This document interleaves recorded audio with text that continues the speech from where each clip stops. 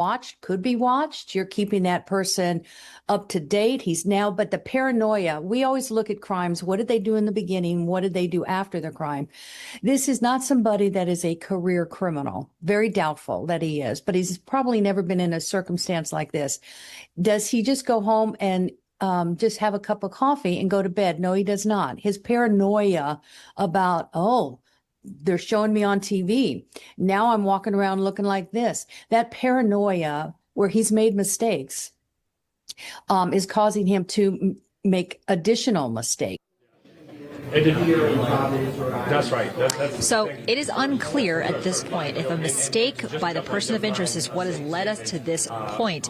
But that is the kind of answer we will be hoping to get tonight. And the way it's communicated, if it comes tonight, as we expect, will be very, very important, because this entire community has been on edge, been, in some cases, as they've told me, unable to fully grieve because of the lack of resolution in this case. So we are hopeful that we will be able to hear that resolution tonight at the podium right behind me. Live at Providence Police Headquarters, Louisa Moeller, WBZ News. Yeah, Louisa, and we understand why they want to put this information out there. You have been in the room this week to see the very heated question and answer sessions between investigators and officials in Providence and members of the media who felt, it seemed from their line of questioning, that they were not satisfied with the information that was being released or the images. Yeah, and as you've discussed with a lot of our law enforcement analysts and Cheryl, there is this careful song and dance about what's strategically being released to the public that's going to be helpful to the investigation, what's not being released, and then there's the tension of what was the responsibility of Brown University to protect its students, and did that happen without a flaw? A lot of critics have said no, that there was certainly a very sort of disjointed response to the initial reports of a mass shooting, and all of that will clearly be analyzed very carefully once this is all over, including the positioning and the cameras on Brown University's campus. We were told 1,200 cameras, just not in the right spot, we're being told, at the Barris and Holly building where the shooting took place. So certainly frustration has mounted throughout the week as there were questions about how this could happen and how it wasn't being solved. Hopefully tonight there will be a sort of a wrap-up, something for people to come together about. We can only hope. And then after that, I have no doubt there will certainly be an analysis of how we got to this point. Louisa Moeller, live in Providence. Thank you, Louisa. We'll see you a little later tonight. Until now, the only way people really have been able to come together is in grief at vigils for these victims. And we do want to show you the two students who were killed in Saturday's shooting at Brown University. Ella Cook was a sophomore from Alabama. She was the vice president of Brown's College Republicans. And Muhammad Aziz Umorzakov was a freshman studying biochemistry and neuroscience. He was studying at Brown to become a neurosurgeon. Logan Hall's live for us on the campus of Brown University tonight in Providence. And Logan, I know most students have gone for winter break, but the people who are there on campus, I imagine, have been watching all of these new developments that have been happening so rapidly. I imagine they're watching them very closely. Yeah, David, that's right. We've been on Brown's campus over the course of the last 6 days, and it's a campus still full of fear and frustration. Those who are still in this area today have been telling us that they are, of course, still on edge, waiting for this to wrap up. Residents, students telling us that they have been glued to their phones and TVs over the course of the afternoon and into the evening, watching along for updates and developments in this investigation. They've also given us a bit of a look into what it's been like to live in this area over the last several days. Students telling us that it has been scary for them to walk from their dorms to the cafeteria, scary to go from classroom to classroom. Residents telling us they want to see justice and they want to feel safe in their homes again. We definitely want, if the police can find this guy as soon as possible, that would be great, because we're still trying to, the university tell us we have to be careful walking in the campus, so it's kind of scary. It's nice to see if the case takes a little bit of forward progress here, put everybody's minds at peace. So this campus has thinned out over the course of the last several days, with the majority of the student population going home for winter break. But those that are here are following along closely for any updates, hoping that they can feel safe again in their home. For now, reporting in Providence, I'm Logan Hall, WBZ News. And Logan, that's a good point. Do people there sort of feel somewhat cheated from the chance to come together and grieve? So many people feeling sort of in danger still, that maybe they didn't feel comfortable to sort of come together in some type of large gathering. It's kind of a tough situation to have something that really there's no closure, which makes it very difficult to come together. Yeah, David, it's a great point that you bring up, and there are students and residents that we've talked to that have said that they don't feel safe and that it has been scary for them to traverse around the campus. But we have also seen this community rally together. We have seen memorials at nearby parks. We've seen memorials here on campus, and just being here over the last several days, I've seen a number of students stop by those memorials, leave flowers, pay their respects. So definitely a moment for this community to come together. But you are right, this all happening right now means that it will be definitely a process for this community to heal, and it will take some time. Logan Hall in Providence on the campus of Brown University. Thank you, Logan. And we want to bring in those pictures, if we can, too, from Salem, New Hampshire, where police are focused right now on a storage unit. I want to bring in our chief investigator, Cheryl Fiandaca, who has been breaking this down all day with these rapid-fire developments and what you've been learning from your sources. They really have been able to connect some of these significant pieces in the last 5.5, 6 hours. For sure. I mean, we thought that they were at a stalemate and they hadn't, they weren't making much progress in this. And I think that was part of the frustration with all of the news conferences that we were watching throughout the week. But in the last 24 hours and really this afternoon, a lot has happened. I mean, they've made the connection. They've identified the suspect. They have a warrant for the suspect's arrest. So that's really very important in this process. They've also been able to find the car that they were looking for. The car has been abandoned.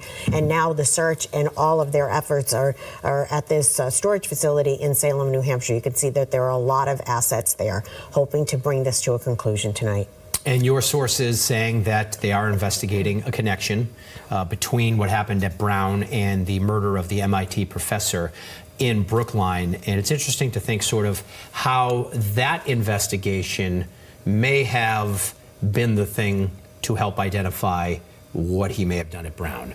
The evidence they had there on that scene. Right, and that's what's so interesting here. I mean, putting these two scenes together, as we've said, 50 miles apart, days apart when they happened, seemingly, I mean, all of us were thinking, okay, this seems really odd.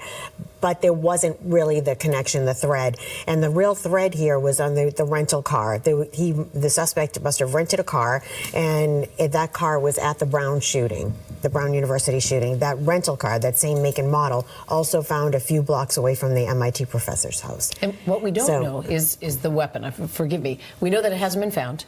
No. We know that it was a 9mm that was used in the shooting at Brown. Police don't have that weapon to go on, but they have the shell casings, they have the ballistics evidence. Presumably, they also have evidence in Brookline. That shooting happened right in front of the residence there, Dr. Loureiro's residence. We were told that there were bullets in the walls. So they have evidence from these two scenes. They do, and they also have, and we've already talked about this as well, that there are a lot of cameras on that street, and that is also very helpful information. I mean, if you take a look at the cameras from that, and then the video that they have from the Brown University shooting, and they put all of that together with whatever other DNA evidence and whatever physical evidence. I mean, the police have said that that they did find physical evidence. We don't know if the shooter left something behind, or if that was maybe the shell casings from the bullets, and they were able to match those. A lot goes into this, but it looks like the investigation has really, really been ramped up today. And we talk about the rental car as being something that may have bridged the two crime scenes. And we were talking, when they start doing the investigation in Providence and they don't have the person, they do have some images, I'm assuming that they would sort of take stock of what cars are in the area. And then they do the same thing for the professor in Brookline. And at some point they may say, we have the same car in two different locations. Is that sort of how this might have worked? It definitely could work like that. I mean, they have these things called flock cameras, and the flock cameras can can quickly look at all the license plates as the car drives down the street, right? And if they were able to say, wait a minute, this car was here and it was also here, so there's a connection there. And then if there are other connections that maybe the same weapon was used, maybe the images that were taken from the Brown University shooting match similar images that they have from the professor's shooting. So all of that pulled together lets them know, okay, we have a scene where there's a connection. There's a connection between these two. Curious, too, once you have those pieces, then how much easier is it to actually begin to use cell phone data and the data from towers, right? You know, you have some idea, this is the vehicle this individual is in, this is the name that was used to rent the vehicle. Now you're starting to develop a path, but where do this and how do the cell phone towers and cell phone information come into play? Well, they're able to get all the cell phone information, you know, the FBI is able to get all of that, and they were able to see, okay, how many cell phones were in this area at this time? How many cell phones were in this area at this time? And if the numbers match up, I mean, we did a story several years ago now about how they were able to find the suspects who went into a car dealership up in New Hampshire and stole a whole bunch of vehicles from the car dealership.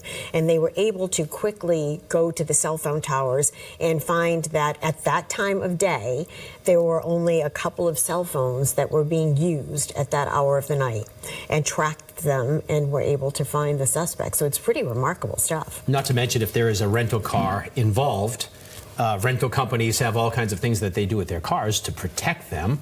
And when you rent a car, you obviously have to show an ID, and you know, and a suspect may not be thinking that the rental car is going to be the thing that traces back to me, but there's a very good chance that it was. Is a very good chance that it was. And we also don't know whether or not the person that they put out that they said that they wanted to identify, they put a picture of someone out that they said was not a suspect, but it was Close someone proximity, that, right? That's what they said, close proximity. And whether or not that person was able to provide the police with any information about what, if they had an interaction with this person, what the interaction was, whether or not they knew this person, whether or not there was anything that helped the police identify who they were looking for. I'm curious, it seemed unusual at the time because usually when police at that stage of an investigation are putting out imagery, it's something that they want to trigger the mind of someone who might have seen a suspect. In this case, they made it clear that wasn't what they were doing.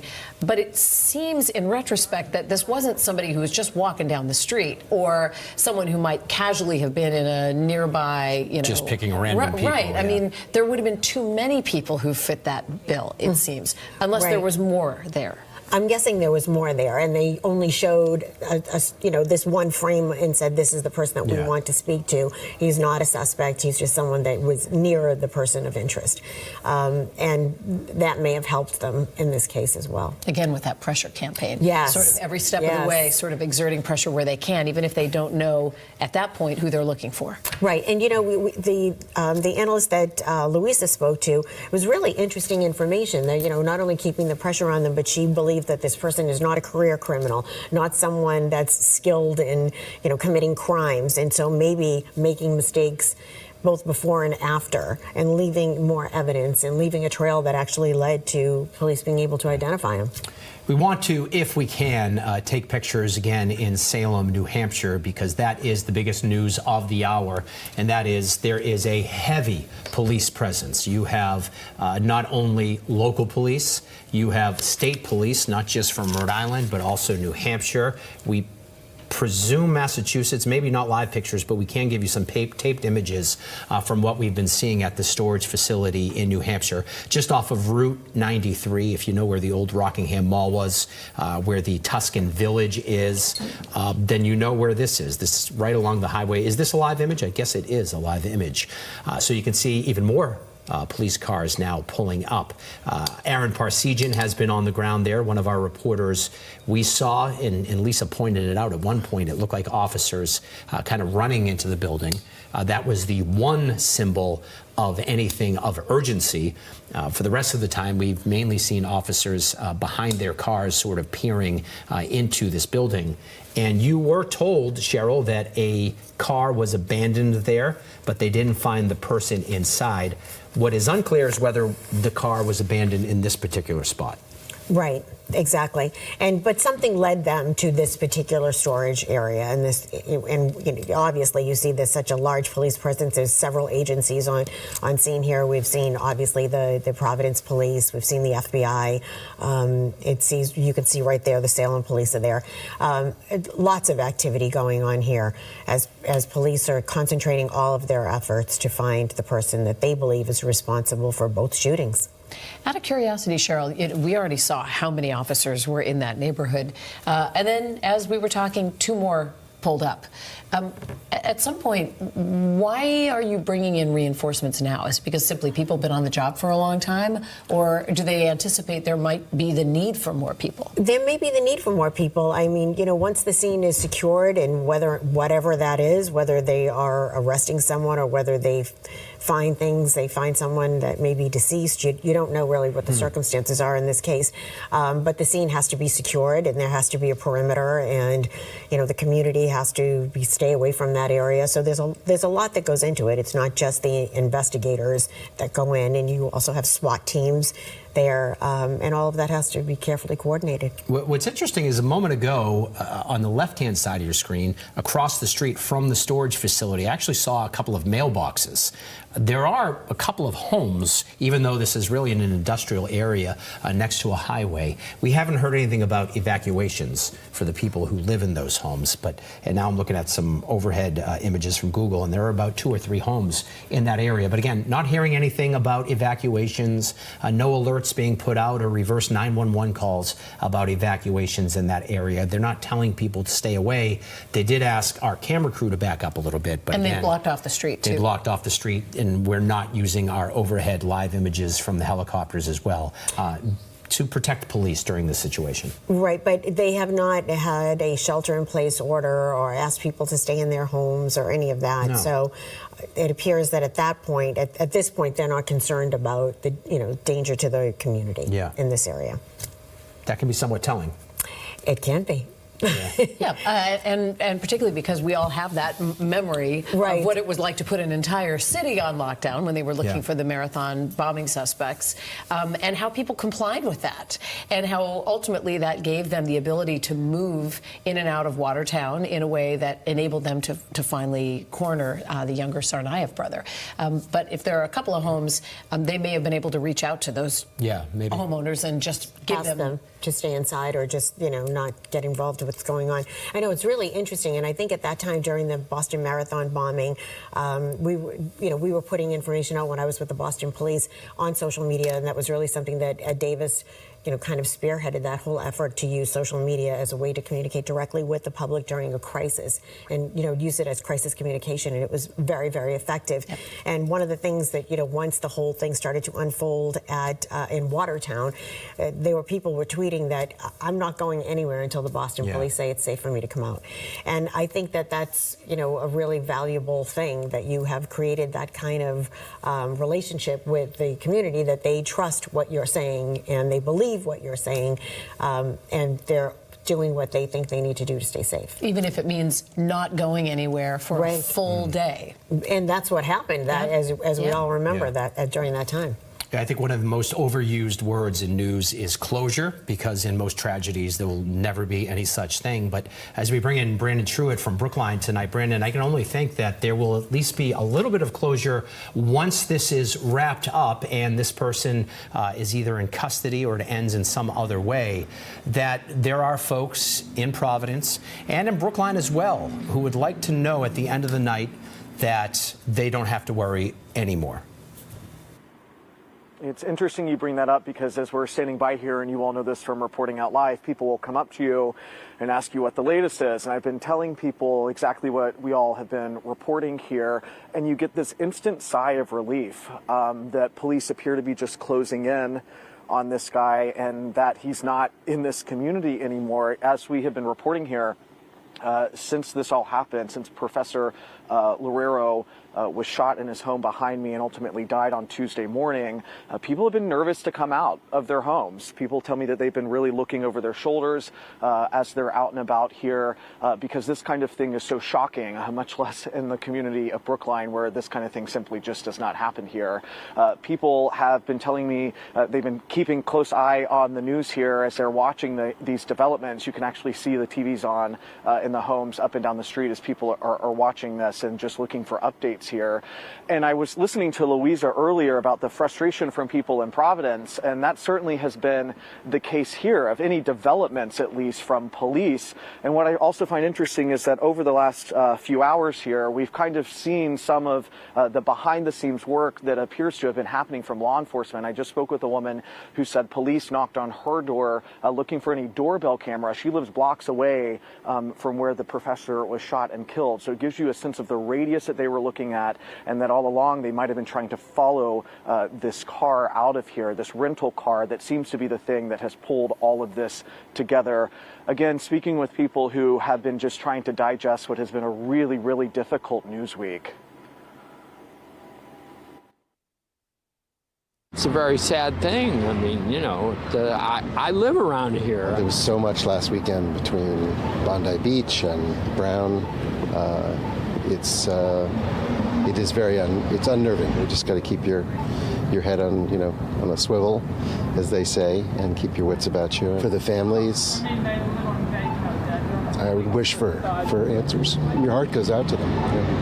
Yeah, it's a tough situation to have just out of the blue. Whether it's Rob Reiner's kids or the family of this professor or the students at Brown. You never know what life's going to hand you. Police are still parked out in front of the Loureiro's apartment here where this happened, as they have been since Monday evening when they first started investigating this. And, in the hours after, this community came together holding a vigil of sorts where they held candles out in front of this home. I had talked to so many people who knew the professor. Many regarded him as a genius. They're also friends with his wife, who is a member of a dance group here, and his 3 children who are very active in the community. As this news is starting to develop, it's just fascinating to watch people's shoulders lower as they're hoping this obviously comes to an end as soon as possible, guys. Yeah, it has been so unsettling. Brandon, the police car behind you, is that essentially to send a sign to the neighborhood? We're here, you're safe. There's not a great deal of investigating going on there because it seems like police are really focusing their efforts on New Hampshire. Yeah, we just noticed a shift change, actually, from the police officer here. So they have been here steadily throughout this. And what law enforcement told us Tuesday, at least, when we got our last official update on this investigation, that's how long it has been for people who have gotten any type of update from law enforcement, in this case at least, is that they would have a police officer out here. And so it's been parked here at times too, but we have not seen any comings and goings from the building as far as law enforcement are concerned. Haven't seen that really since Tuesday afternoon. All right, Brandon Truitt in Brookline, thank you so much for your reporting, Brandon. Law enforcement expert and former state trooper Todd McGee joins us live now. And Todd, the news that an arrest warrant has been issued. We have these images coming in from Salem, New Hampshire. What you're seeing there at that storage unit, when you look at it, what are you thinking? Well, this is a good example of tips and leads that are being followed by the investigative team. And it appears that there is some credible information coming out of that storage facility, possibly a vehicle that's been seen at other locations, specifically in the first mass shooting on the Brown University campus. So again, as we talk about in the investigations like this, there are layers to the investigation, and this is just one example of something else happening simultaneously while other officials are going through the information and tips and leads coming in from the other 2 incidents. Todd, we've been trying to read the body language of the officers and trying to see what we can, and I think it's much more valuable to ask you because you have been in law enforcement, you've been involved in these tense situations. Generally speaking, what's happening right now on the ground? So it appears this small unit of uniformed officers looking at the gear that they have on, They are standing by. They may have a robot that is viewing the interior portion of the storage facility to make sure they're not walking into anything harmful. So it looks like they are standing by and waiting for more additional information before they proceed. Is the vehicle rigged in some way? Is there a second vehicle that they're interested in? These are all the things that the tips and leads that these investigators are going to be going through. But my gut feeling right now with limited information is that they may be waiting for more information, perhaps coming back from a robot that has a camera on a very sensitive area. And Todd, you mentioned earlier that at some point you wouldn't be surprised if you saw SWAT units tonight. The officers that we're seeing, we noticed that some are state troopers, some are Providence police. Are you seeing the type of response that you thought you might? Yes, and especially around, it's obvious that we have a very dangerous person still at large, and you really need the level of expertise that the SWAT operators can bring to take down a person. They've got other equipment. Hopefully, they don't have to use lethal force.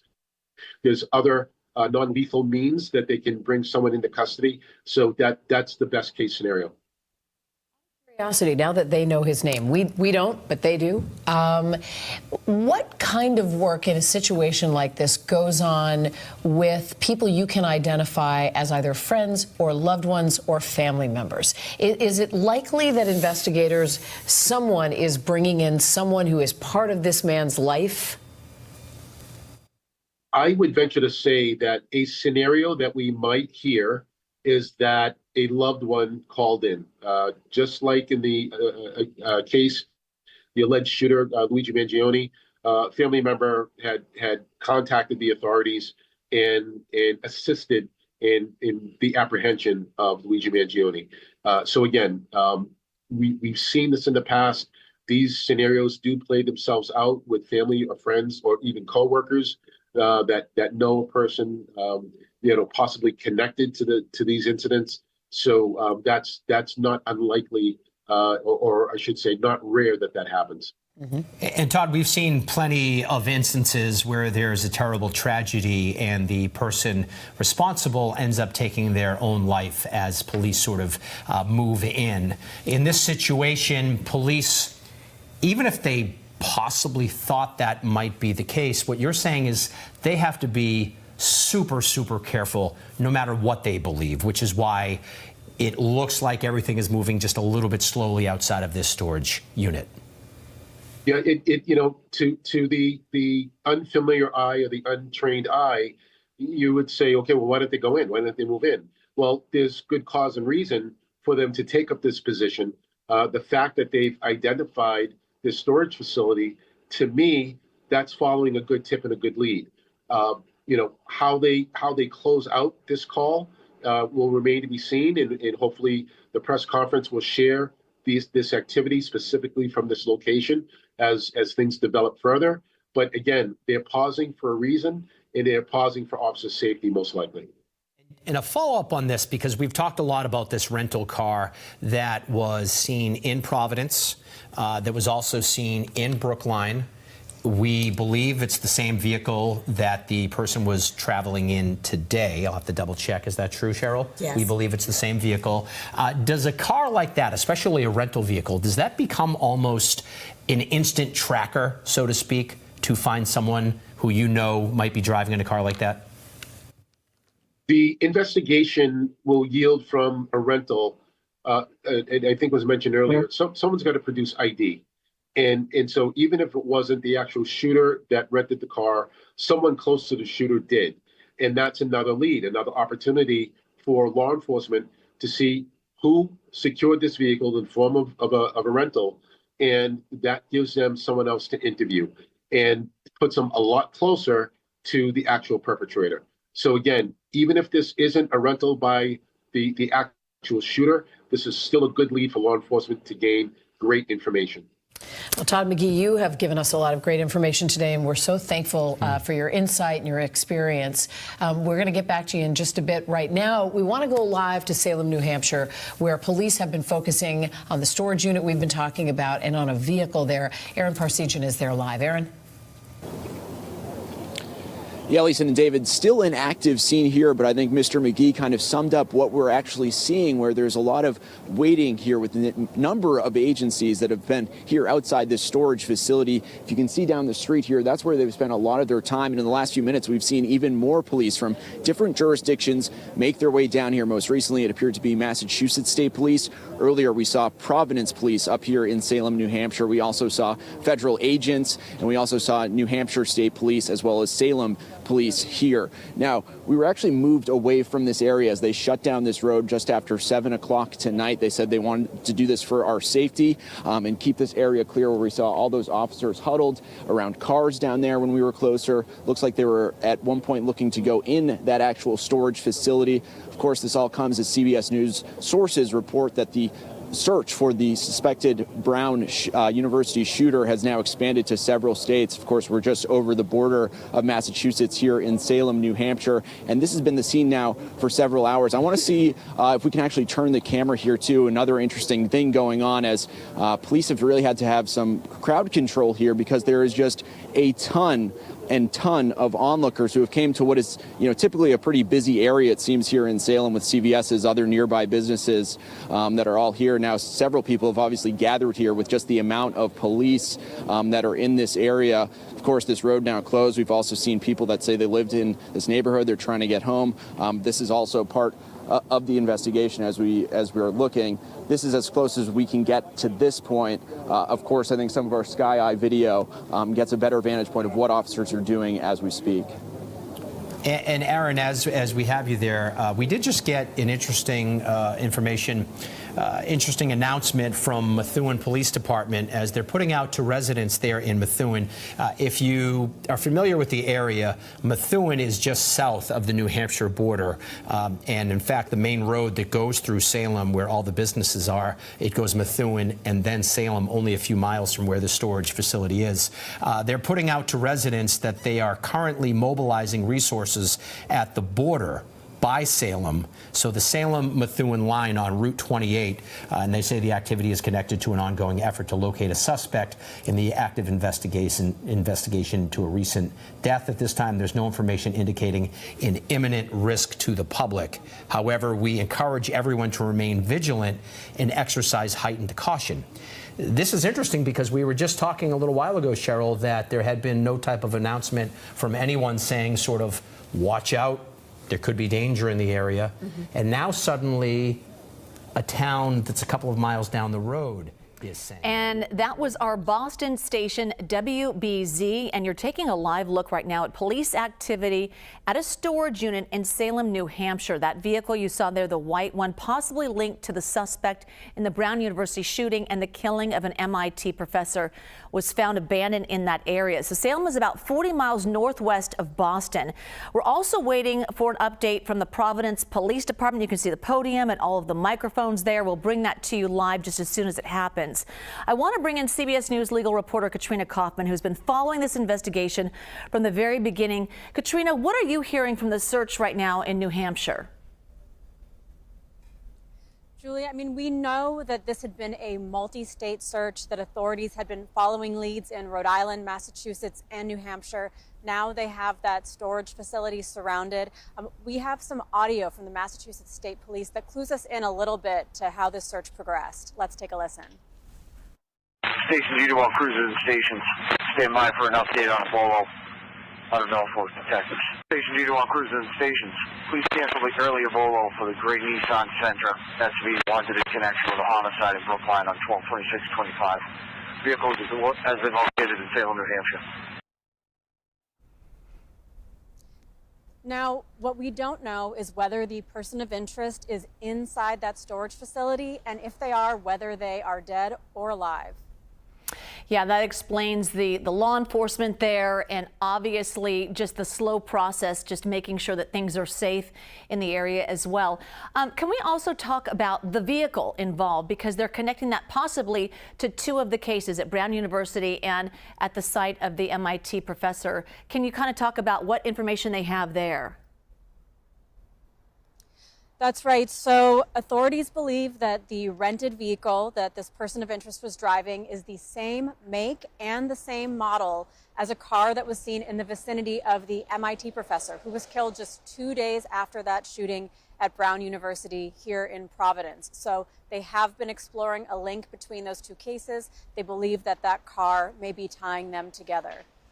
And we are waiting for a news conference. We're keeping our eye on the podium there with the microphones. Katrina, also want to follow up on just information that may have gone from the public. People saw the video. They saw the close-ups of this person of interest.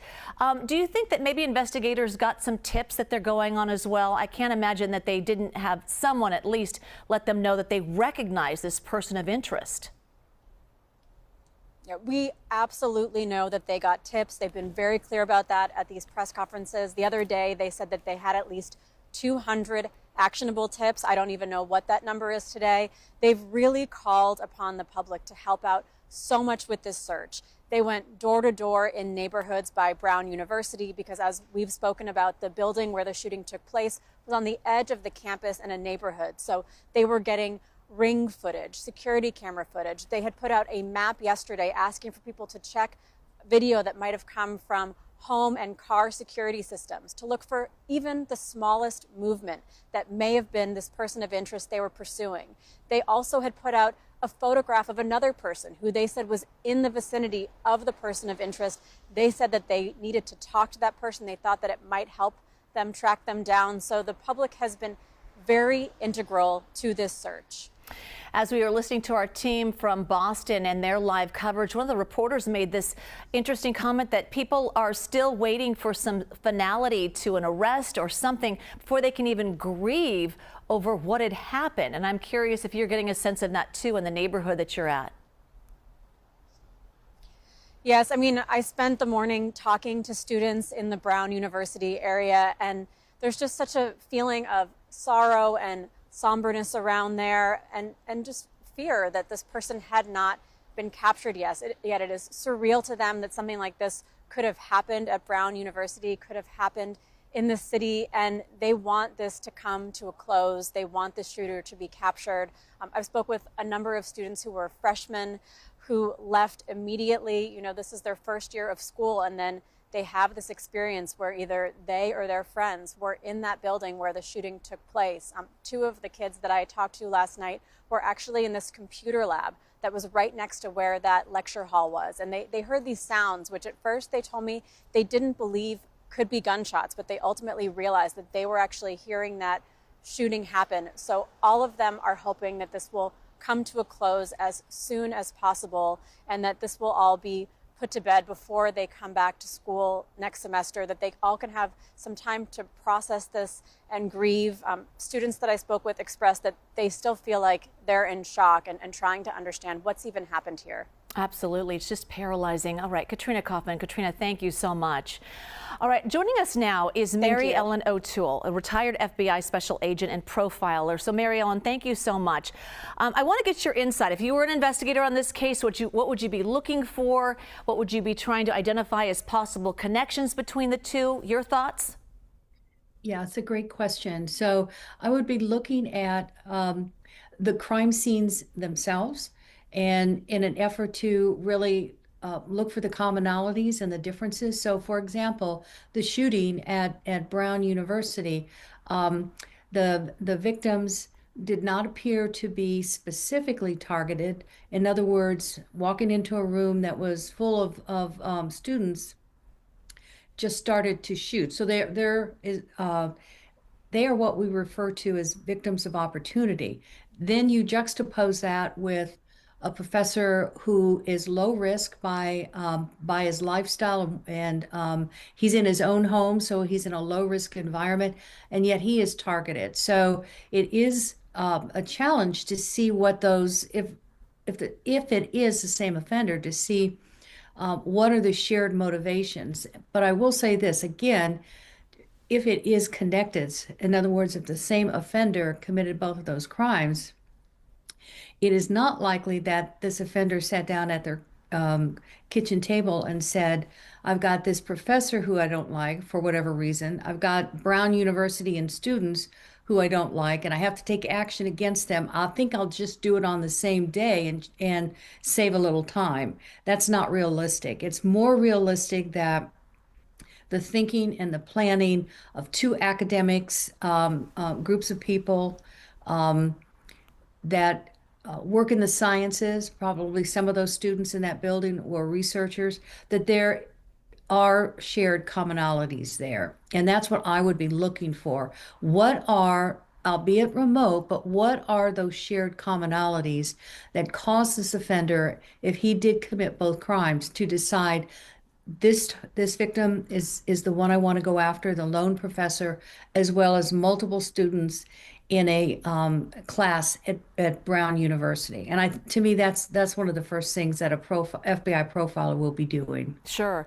To the common public, just so hard to even fathom someone thinking like that. But you've been involved in intense investigations like this one, so I kind of want to zero in on what is happening right now at the scene. Providence police are going to be giving an update soon, but they have a shed that they're looking at right now. They have a rental car that they're also looking at. So what is happening on the ground right now as police carry out this search in New Hampshire? Well, they have to be careful and aware of a variety of things. Number one, you have a team that will be going inside that shed and hopefully being able to locate the individual and take them into custody safely, and or identify if he's killed himself, then they will have to be able to bring in the evidence response team to process that scene. So you've got a group that are planning that. Then you have a group of people that are processing the vehicle. There may be other things there also within that area that they have to be aware of, and they're processing that as well. So all of those things are happening really at the same time. But the primary, their primary concern is safety. Yeah, absolutely. Because they really don't know if there are other people involved, or does he have other weapons? Could there be explosives? So that has to be approached in a very methodical and in a very safe way. Yeah, absolutely. As we're talking with you, we're looking at video, aerial pictures of the storage facility, and officers are outside, and so you can see that they're taking their time. There's obviously not a rush to get inside for safety reasons as well. I'm curious your thoughts as a profiler. We've seen the video of this person of interest. We've seen close-ups. We've seen what he's wearing. We see a particular gait, how he walks. If you were to look at a personality trait, he didn't look like he was in a rush by any means, didn't look like he was in a frantic situation by any means. What did you glean from the video that we all have seen? Well, it did appear that he was working at his own pace, that he was not excited, he was not frantic, he was in control of where he was walking and what he was doing. And what that tells me is that this is somebody that was probably not affected by drugs or alcohol, because it does appear as though he was, again, he was in control. It's someone that has thought about what he was going to do for some time. And it really is very interesting when you analyze a case, even though you know what the outcome is, many of these offenders are very comfortable with what they're about to do. They're not frantic. He does not appear angry. He does not appear to be throwing a fit or pounding his fists or stomping down the street. So there's almost an absence of emotion there, which tells me that he's really in control. And again, I think sometimes the general public has an idea that if you're about to commit murder, you probably are in a highly agitated state. And that's not necessarily true at all. And that includes the absence of anger. So whatever emotions that he felt before he decided on what he was going to do that day, he's worked towards his decisions to act out in a calculated and well planned out way. And that's what I saw as I watched what he was doing. Mary Ellen O'Toole, thank you so much for your insight. We'll certainly circle back with you, and we are awaiting a news conference right now. Soon, the Providence Police Department is expected to provide an update on the manhunt for the Brown University suspect. We'll bring that to you live. Once that gets underway, we'll be right back.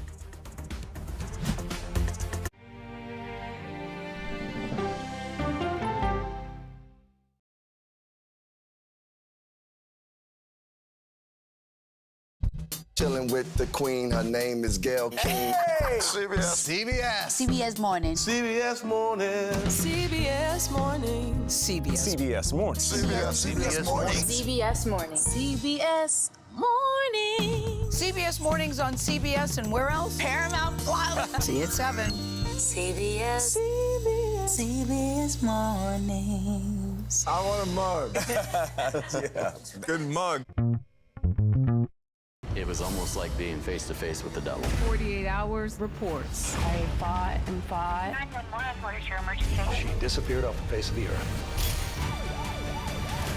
Stream 48 Hours, 24/7. I'm Major Garrett in Washington, inviting you to the Takeout. Politics, policy, people, and pop culture served up weeknights. What's on the menu? Plenty. The day's happenings with curiosity, informality, and humor. It's serious discussion, but we do not take ourselves too seriously. Who is a better speaker, Mike Johnson or you? Oh, come on. Join me on the Takeout.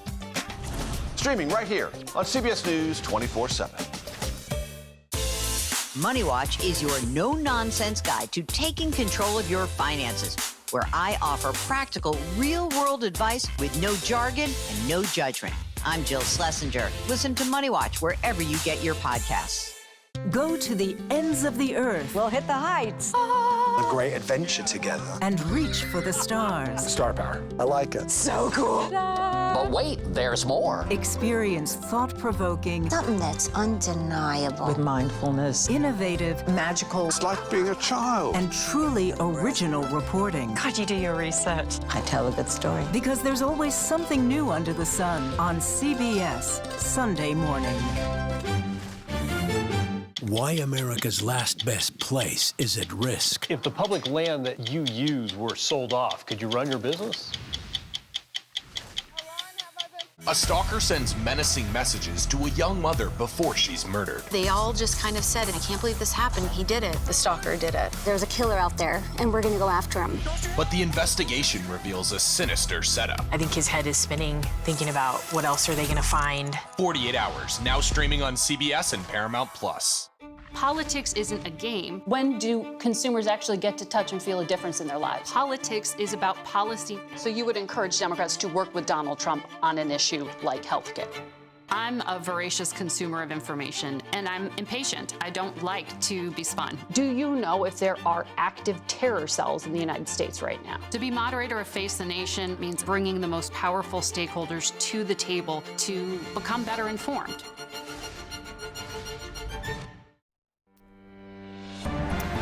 You're taking a live look now at police activity. It's a storage unit in Salem, New Hampshire, and a vehicle possibly linked to the suspect in the Brown University shooting and the killing of an MIT professor was found abandoned in that area.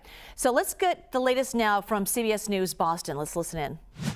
Where this is happening, and then the town just to the south of it, both saying, you know, just keep a lookout for somebody. Now, it might just be something you do. But if you are 100% convinced that your person is inside that building, why would you put out a post telling people, hey, be on the lookout? Right. Unless you thought that there might be other people. And it just may be, you know, out of an abundance of caution, they haven't opened the door to this. It doesn't appear that they've opened the door to this storage facility yet.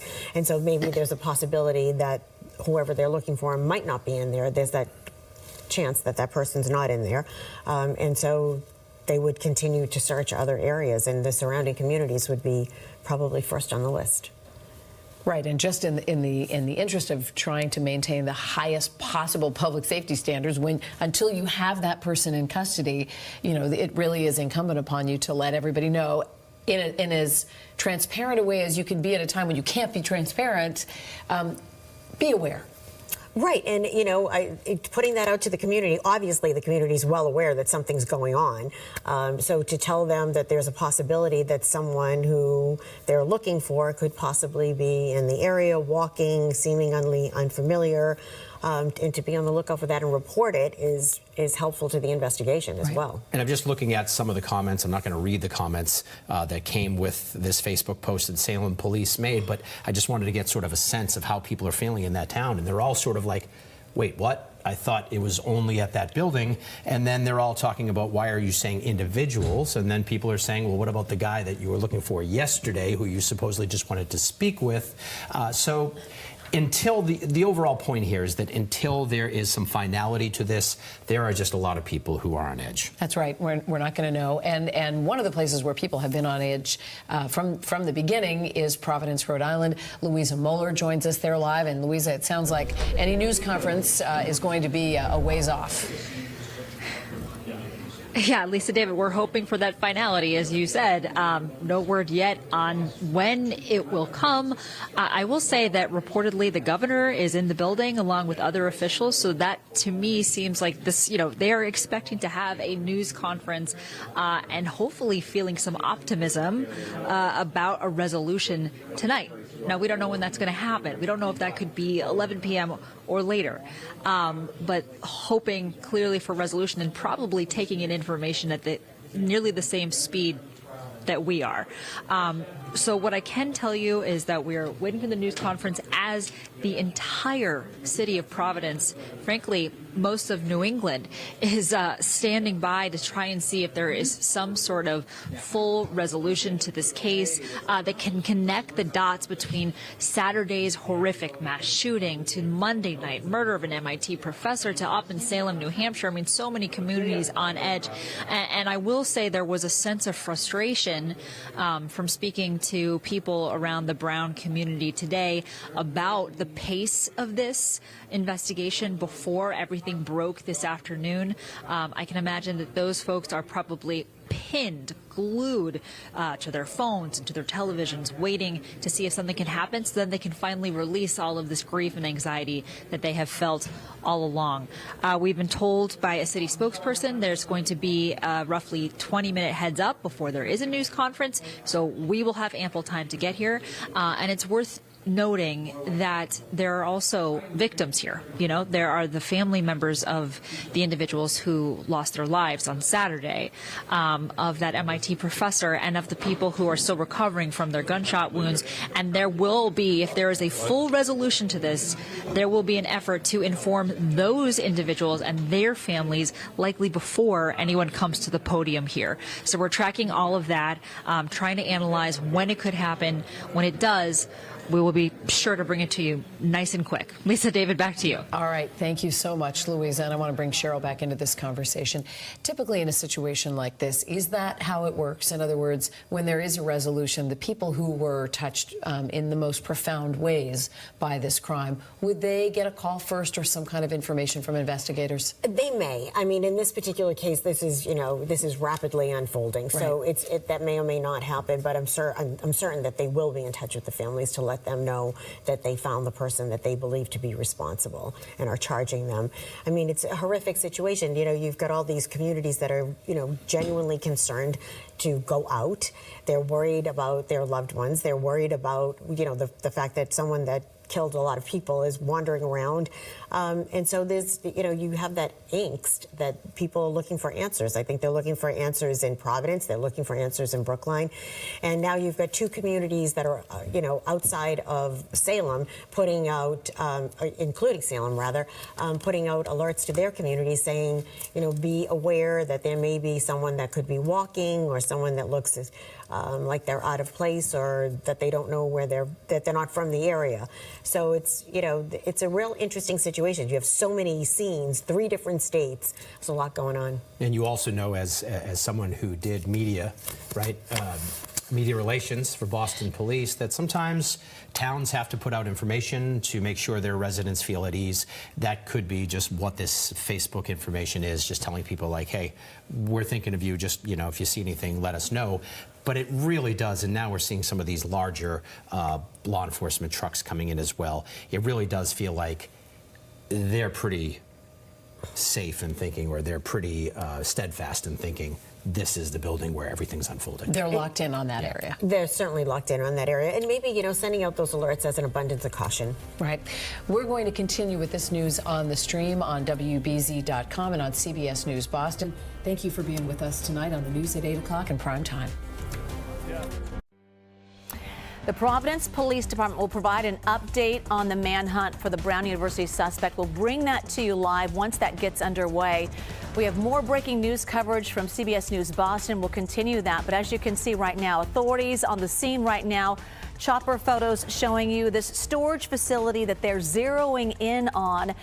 Law enforcement from a number of agencies and the FBI taking their time to make sure it's clear and safe to go in.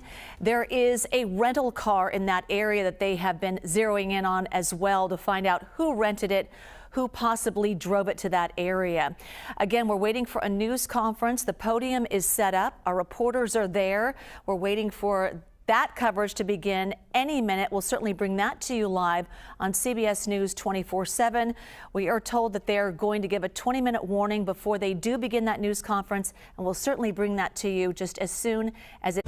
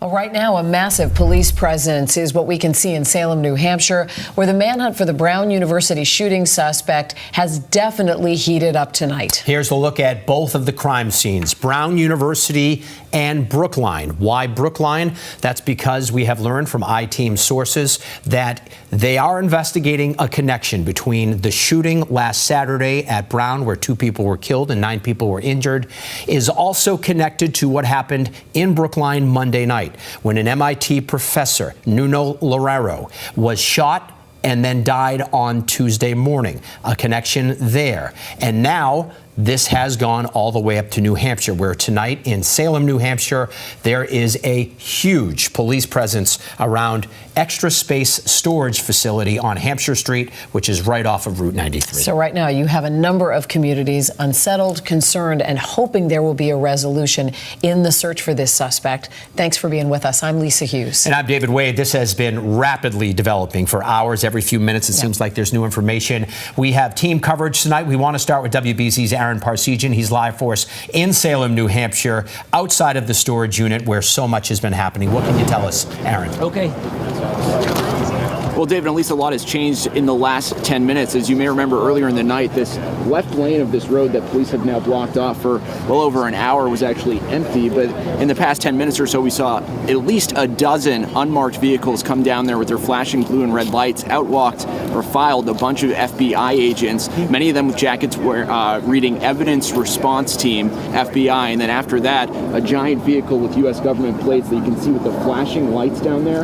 Looks like one of those processing vehicles vehicles also pulled up to the scene. We've seen agents pull out buckets, put on gloves, and that's been the latest in the 10 minutes, really ramped up, which was kind of a still scene for quite a while outside this storage facility. Of course, we're just right over the border of Massachusetts here in Salem, New Hampshire, and this is where a lot of that attention has been throughout tonight, and you can still see more officers gathering towards the entrance of that storage facility, which we were actually much closer to around 7 o'clock tonight until police actually backed us off that area for our safety, they said, as they've worked to try to clear the scene. Of course, there are a ton of onlookers that have come down here just based on the police presence, but most recently we see way more FBI agents make their way to this area, and that's what's been happening so far.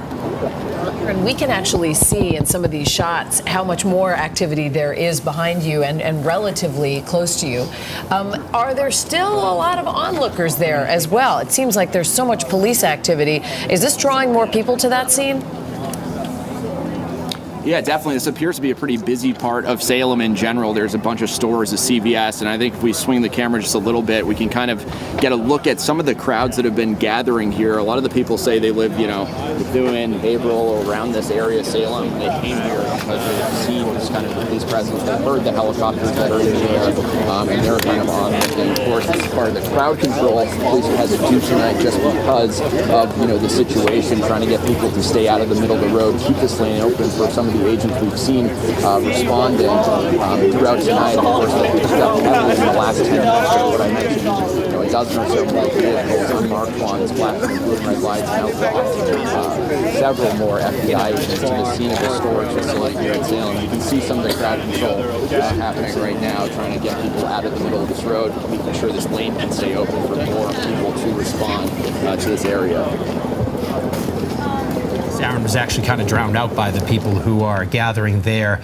And if we can zoom in with the camera, I'd love to see what's going on behind you as well. And I just want to bring in both Lisa and Cheryl Fiandaca. We have covered many, many events in which a suspect is taken into custody. And Cheryl, this doesn't feel like, again, I'm not doing this as a way to try to guess at what's happening, having members of the public all gathered around the building, having many, many police cars from many, many agencies sort of just pulling up and getting out of their cars, and not just sort of one FBI unit or one state police unit or one SWAT unit. It doesn't feel like they are concerned in any way about what's inside that building. Well, they may already know. That's my point, yeah. Right, and I think that's a good point. They may already know. They've been here for several hours now, so they may already know and may have already identified some information or a person at this point, and that's what's happening here. Because whatever happens here, whether or not they're able to find the suspect here or whether the suspect is not here, there's a good chance that they have to secure the scene anyway, and to process it and whatever else needs to happen so that they can preserve whatever investigation that's going to take place. Because even if the suspect in this case took his own life, that's obviously a possibility, we've seen that many times, there still will be an investigation at this location. There still will be evidence that's collected at this location, and that scene has to be preserved. So there's a lot still that needs to go on here. Well, what we do know is that earlier today, Providence police were planning a news conference. They then made the announcement that they would not hold that news conference until this was resolved. Either a suspect was in custody or the suspect was no longer a threat. We were told they would give us a 20-minute warning. We have just learned there will be a news conference in Providence at 9:15. Very interesting. So they're going to talk when it's resolved, and they're going to talk in 10 minutes. Right. Right. So apparently they have some, information that they're willing to share. I mean, obviously, during the course of the day, they could have had a news conference at any time to say this is what's happening or this is what's not happening. And they chose to put it off, saying that they'd come out when they had something to say. And obviously, they have something to say. They're not holding a news conference in 10 minutes to say we haven't found him. Right? No, and what's interesting is that for days, people had so many questions. Understandably, today, the emphasis was on finding this suspect and putting together the clues that they were able to collect in Brookline. But this was a day of actually getting very little information from official sources. This will be the first official statement we get today, with the exception of the information from Salem and Methuen that people should be vigilant about their surroundings. Right, and as you said, they've had news conferences every day. They have been sometimes quite contentious with, reporters asking questions and not feeling like they're getting the answers that, to the questions that they have. And I think there's been a lot of frustration there. And I think probably on the other side as well from investigators, and they're frustrated too, that they either are not able to share the information that they have or they just don't have it. And in this case, it's taken since Saturday to today to have reached this conclusion. And it's pretty significant, all the developments today, pretty significant. I was just saying a moment ago that we have covered a lot of things like this that sort of end with the apprehension of somebody, or I was just thinking of Lewiston, Maine, where there was a terrible massacre up there, and in the end, after a couple of days, the individual was found dead, self-inflicted gunshot wound, and then about a half hour later, they held a news conference, and I think the first words out of their mouth was, "The manhunt is over." We're hoping that we will hear the same coming up here at 9:15 as we look live right now in Providence at all of the microphones. Of course, this is now a national story, really a worldwide story. The man, the professor in Brookline, originally from Portugal. So a lot of people have been following this case very, very closely. Following the case and also in some ways suffering really intense emotions this week, starting on Saturday with the shock of the shooting at Brown University, the devastating news that came early that 2 students were killed and 9 others were wounded. And then you take that community that's grieving without answers, without resolution, and then you move 48 hours later to Brookline, where a relatively quiet, tight-knit residential community where they lose a beloved neighbor who is shot in his doorway, the father of 3 children, a professor at MIT. And there is no weapon. There is no suspect named. There is no clear photo of a suspect. And in Cambridge, where he taught, you have people who are grieving and who are concerned for their own safety. And so there are so many people tonight. I would imagine in Salem, the feeling is the same.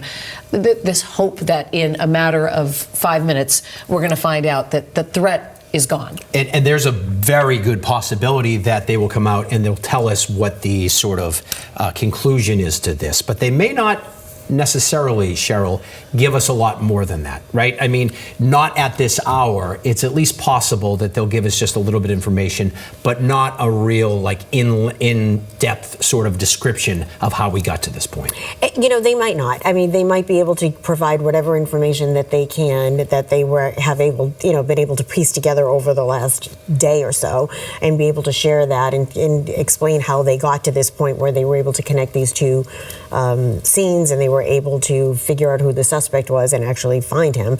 But more than that, we might have to wait for.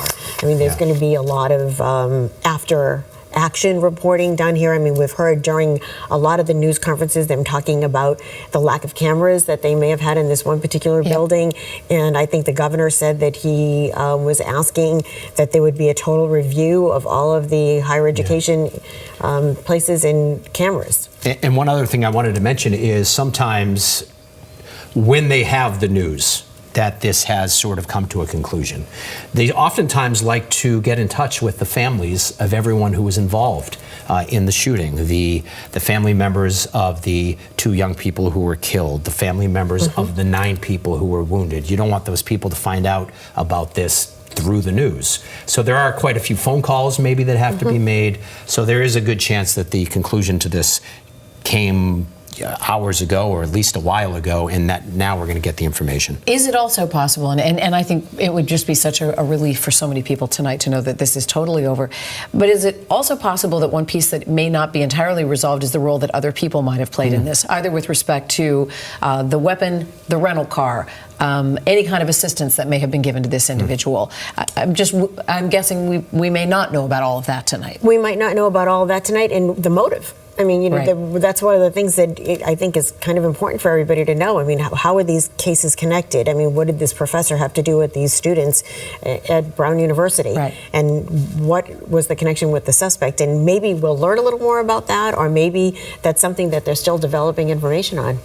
Give you a quick recap of how we got to where we are, because in about 4 minutes we are expected to have a news conference down in Providence, Rhode Island, where we will hear about what has happened here today. And there has been a lot that has happened. If you are unfamiliar with how we got to this point, first it was announced that investigators had identified the person of interest. That's the person that you've been seeing over the past couple of days in various video clips from Providence, that they had a name and that the manhunt had really begun. Then we heard through I-Team sources, CBS News sources, that they were investigating a connection to the murder of the MIT professor earlier this week. And then Cheryl got the information that a car was found abandoned in New Hampshire. So throughout this day, the focus went from Rhode Island to Massachusetts, all the way to New Hampshire. And now, hopefully, in about 3 minutes, we will learn more information about what the conclusion is to this major manhunt. With the potentially important nugget coming yesterday when police released that photograph of a person who they said was in close proximity to their person of interest. That was really the biggest piece of information, the clearest image we got yesterday. We saw that yesterday, and today we had so many of these developments. So the question, of course, being what role, if any, did that person play in this investigation ultimately? We all thought it was weird, though. We thought it was strange that with the amount of people who were either in the background of other images of him walking around Providence, they weren't just putting out, you know, here's a picture of a person who may have seen him, they said that it was close proximity, which oftentimes, and I hate to say this, but police speak is a little bit different than how we speak day to day. Close proximity almost feels like someone who may have come in contact with him. We don't know if that person turns out to be just a guy, or if he had some connection to this person. So true. I think what was so striking at the time was that was the clearest image we had of anyone, and so it was somebody would definitely, if you knew that person, you would definitely recognize him. Whereas the images of the actual suspect, both before and after that they were able to release to the public, really did not present a very clear visual picture of what he looked like. No, and you know, when they released them Saturday night, we were kind of surprised that they weren't very clear images. We do want to let you know, for what it's worth, you're watching us right now on CBS News Boston or on WBZ.com or Pluto TV, watching us on the stream, that we will carry this news conference live on WBZ News on Channel 4. This is a live picture right now from Providence, again, waiting and hoping that this will start on time. Louisa Moeller has been there throughout the week, watching and waiting for some type of big break in the case. There were many, many breaks today, and now we're waiting to see what the conclusion is to this, and hopefully some level of closure for the people in 3 different communities, Providence, Brookline, and tonight in Salem, New Hampshire, who can be told, rest easy, you're not in danger. And all week we've seen Providence Mayor Brett Smiley lead off these news conferences with the information that they had, then turning it over to the Chief of Police in Providence, Oscar Perez. The governor has been there, the Attorney General has been there, and the special agent in charge for the FBI out of the Boston office has been there too. All of these agencies working in very, very close connection with other police agencies in Boston. Reportable right now from CBS News, the suspect in the Brown University shootings and possibly the murder in Brookline has been found dead inside of that storage facility in Salem, New Hampshire, now confirmed by CBS News. That news that the suspect is dead, no question, giving people great relief in a number of these communities you just described tonight. That is how this ends. I know. I just got a text a little bit ago, too, from a source that said he's dead. Yeah, we've been hearing sort of back channels from people who like to, you know, tell local news people what's happening, that he was, in fact, found in there. It was not confirmed until just now. And huge sense of relief. This is now Saturday, Sunday, Monday, Tuesday, Wednesday, Thursday, the 6th day where people have been in limbo. And but there's still a lot of questions. I mean, in this case, did he have help? Was there anyone else that was involved in this? You know, where has he been all of this time? Why? And why, really? What is the motive here? And how are these cases connected? I mean, we know that, you know, obviously they are, but how? Yeah, and this news tonight that he is dead. I think we were questioning a moment ago when the word went out, be aware of somebody on foot. All of this resolved in a relatively short period of time. We'll have lots of questions, and as you mentioned, there might be things that can't be answered tonight. But for people who desperately needed a resolution, either to grieve, to begin their own healing after the trauma of being involved in that attack on Saturday, or even just to know that your neighbor has been gunned down in his home, none of that sort of healing, personal work, and addressing the trauma can take place until you know that the threat is removed. And tonight we know the threat of this killer is gone. Right, and I think that a lot of folks really, didn't feel safe. They didn't feel safe in their own neighborhood. They didn't feel safe to go out and to, go about their business. And it's obviously a very big concern for people in those areas. And, they have really had an all-out manhunt since this whole thing began. Unfortunately, they didn't have really great images to start off with, so that was at a little bit of a disadvantage until they got the tips that they got that pieced this whole thing together. And it will be very interesting to see exactly what they're able to share in terms of how the investigation got pulled together. Was it the car that linked the two? Was it the person who was in the proximity of the person of interest who shared information? Was it a separate tip that came in from a family member or someone else that led them to that? Or did the rental car company play a role? I mean, all of that will kind of unfold once we hear what the officials have to say at this news conference. Police did say 2 days ago in Providence that at that point they had received more than 200 tips. So as Ed Davis was saying earlier today, it's safe to assume that in the end they had hundreds or thousands of tips. Cheryl, generally speaking, we all look at this as being a conclusion, but how much more work will go into this investigation? What would you anticipate will be happening in the coming days and in the coming weeks? Well, I think it's really important that the investigators know what the motive is. I mean, who is this person, and why was this school targeted? Why did he go into a classroom with kids studying for final exams and start shooting people? And what led him to, the MIT professor? What was the connection there? And I think piecing that all together, I mean, who is he and what has he been doing? Are there any writings out there that may identify something about his concern about the university or higher education or whatever else it could be that led to this? Or was this some kind of a grudge that he had that involved both obviously separate but similar situations? So all of that has to, unfold. In addition to that, did he have any help? Who was he in touch with during all of this time? I mean, who knew about these plans, if anyone? And who may have helped him on the other end, if anyone?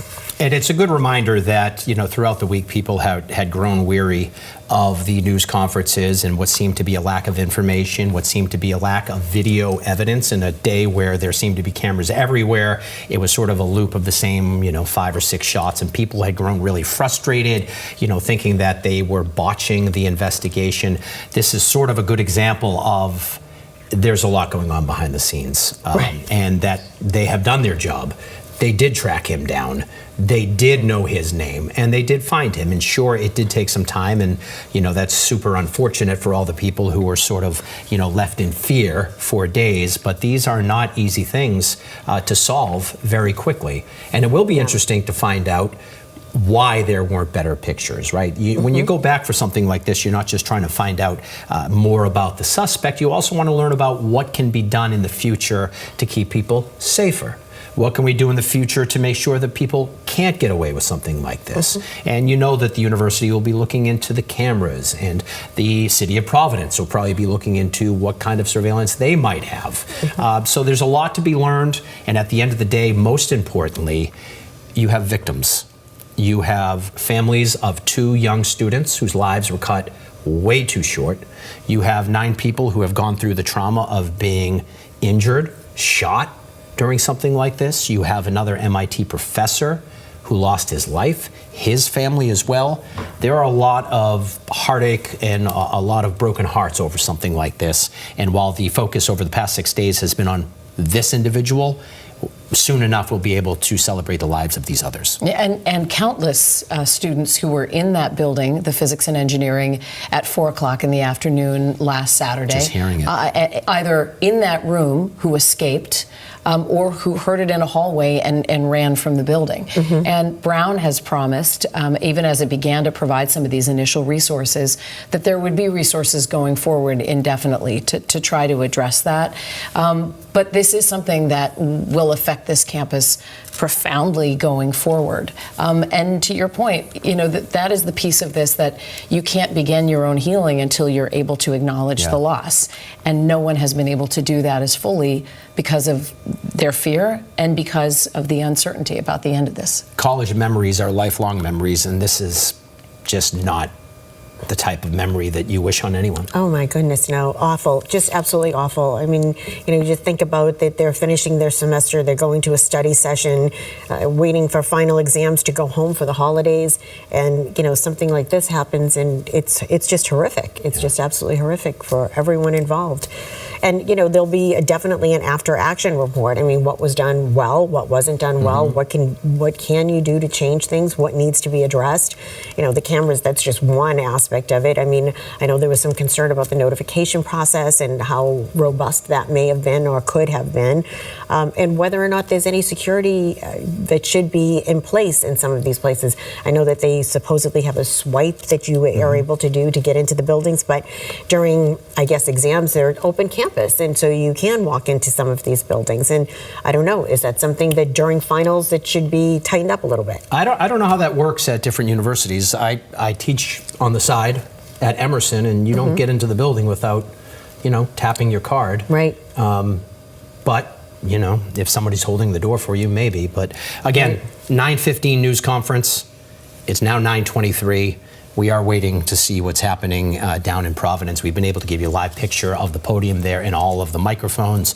We haven't seen anything yet. Usually we get about a 2-minute warning. So as soon as that happens, we will go to that live, of course. Well, in this case, they did say they would let us know 20 minutes early. I think we found out at 9:05, so there's still a possibility that in the next 2 minutes, they will take that podium.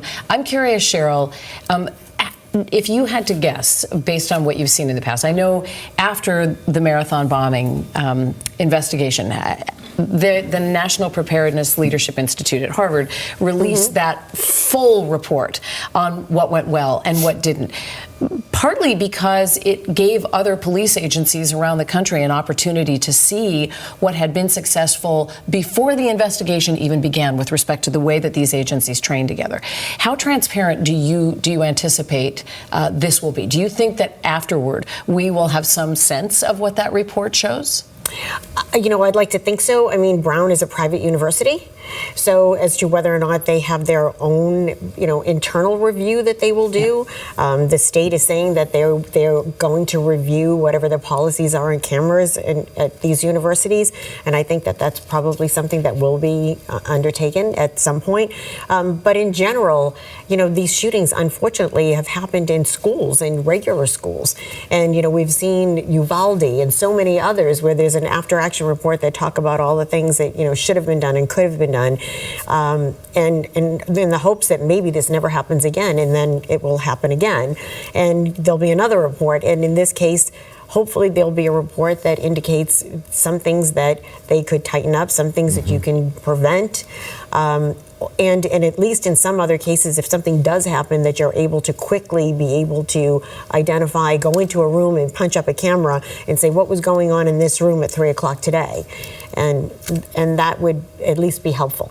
Yeah, and in some ways the focus suddenly becomes on who did something wrong, when at the end of the day there's a lunatic here who decided to take lives. And that's right. And Brown University's president made that very clear. You know, as we're considering what could be changed going forward, remember that this was an act committed by a person with a gun who entered a classroom and shot students. Yep. And I think that that all has to be taken into consideration when they're putting these after-action reports together. And, you know, they'll look at everything, what the communication was like, what the notification process was like, what the security was like, what the camera situation was like, the swipe cards, were they working? Maybe this person had a swipe card and was able to come into the building. We don't know. I wanted to ask you, we talked a lot about releasing the name today. When they had the name, they decided not to, and we talked about all the reasons why. Mm-hmm. Do you think in this news conference they will release the name of the person? I do. You do? I do. Okay.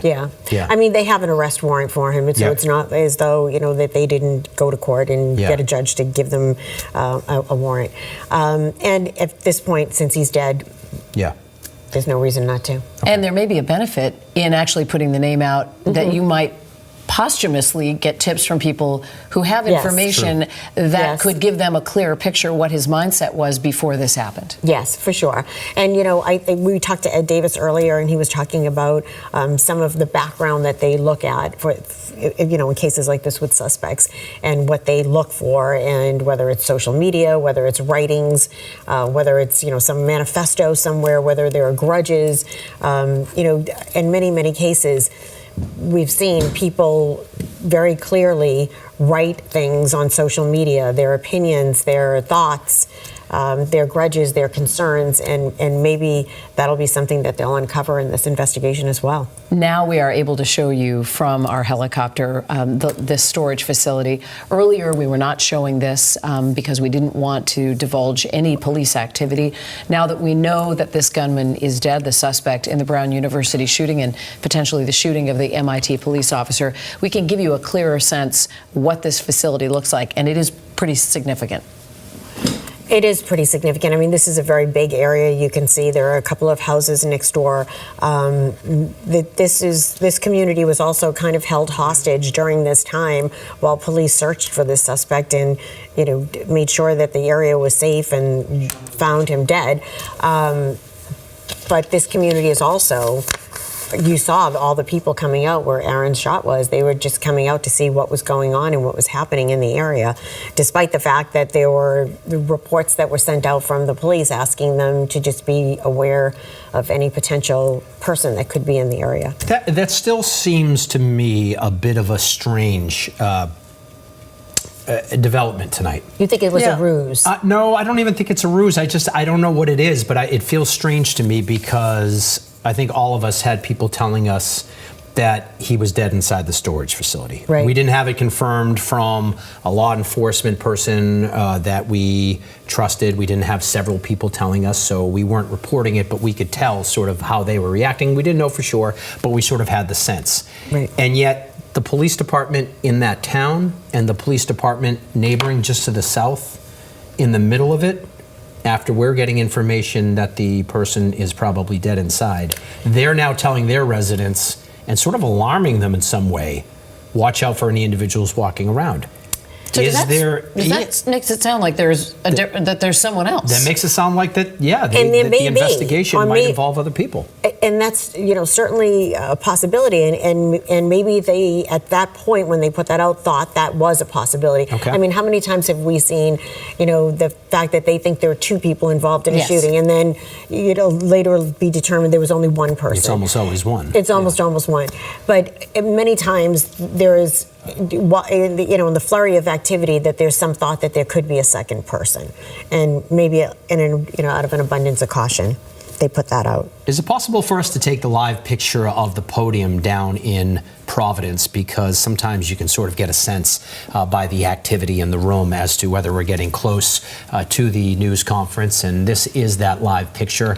You can see, of course, reporters from all over New England, from all over the U.S. at this point, gathered together and waiting for a news conference that, well, was originally scheduled for 4 o'clock, and then they said, well, we're going to have something when something has been resolved. And as we now know, it has been resolved, with the suspect in the Brown University shooting found dead at a storage facility in Salem, New Hampshire. And it'll be interesting to see in this news conference how much they tell us about what led up to this. What were the breaks that they got? Did they get tips? Did they get phone calls? Was there something with the picture that they sent out yesterday? How much will they tell us today? Sometimes they just make the announcement and they say there'll be a lot more to talk about tomorrow, so we'll see. Yeah, and Cheryl, curious, Special Agent in Charge, Ted Dox, who's been in Providence all week, is out of the Boston office. Safe to assume that the FBI, as it's been working this, has the benefit of all of that information from Providence and then begins working with investigators in Boston, sort of all the way through. That sort of through line has to have been helpful, I would think. You know, ever since the Boston Marathon bombing, you know, all of these agencies all work together, and especially in a case like this, it was so big. This was such a big case, you know, from the moment it happened. The FBI was involved with the Brown University shooting. And then as soon as there must have been some details that came out of the Brookline shooting that led investigators to say, we need to reach out and say, with this possible connection here. And whether that was the ballistic evidence, whether that was the car evidence, whether that was video evidence, or all three, we don't know. But they certainly had some. And we're looking at the live picture now of where the search ended for the suspect in Salem, New Hampshire, about 5.5 hours after we learned that they had identified their suspect in the deadly Brown University shooting, and the connection between that shooting and the deadly shooting of MIT professor Nuno Loureiro. And then we ended up with a 3-state manhunt going from Providence, Rhode Island, through Massachusetts, up to New Hampshire, and I believe, at least for me, the first time I heard that there was a possibility of New Hampshire being involved came from you, Cheryl, and your sources saying that a car had been abandoned there, but the person was not found inside. Still unclear. You don't know yet where that car was found. Salem, but do we know if it was outside of the storage facility yet? That I don't know. But that's what led them to this area, and it seems like this is where this situation all ends, or at least it appears that it ended at this point. You know, as I said, there's still a lot for the officers to do there. The investigators, they still have to collect whatever evidence there is there, preserve the scene. Maybe they are still waiting for a search warrant, not clear. Still a lot more to do in this case. So the right-hand side of your screen there, you're seeing the podium all set up, microphones all plugged in, just waiting now for the officials to come out and tell us what they can tonight. We'll see who takes the lead throughout the afternoon and through this week. We have heard from the Attorney General in Rhode Island. We have heard from the mayor of Providence. We have heard from the police chief in Providence, and we have heard from the FBI from the Boston office. We shall see who walks out and takes the lead with the information about the conclusion of this manhunt. And the Rhode Island governor, who we understand from Louisa has been in the building there for hours. They believed from the beginning that they would be able to have this news conference. We're going to pause now to go live over on WBZ Channel 4.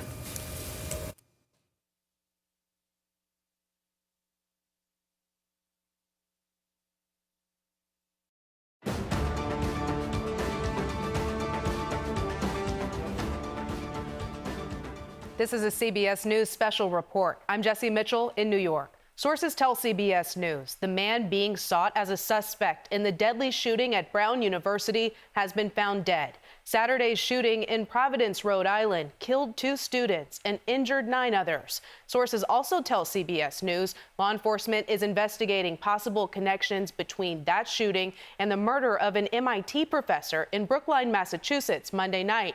Officials in Providence are giving an update right now. Let's listen in. And showed the nation what a tight-knit community looks like. It was because of the information provided to us by neighbors and the tireless work of our Providence Police Department, the Rhode Island State Police, the FBI, the ATF, and many other federal partners. The incredible prosecutorial advice and guidance that we received from the Attorney General's office. We all worked well together to be able to identify this suspect.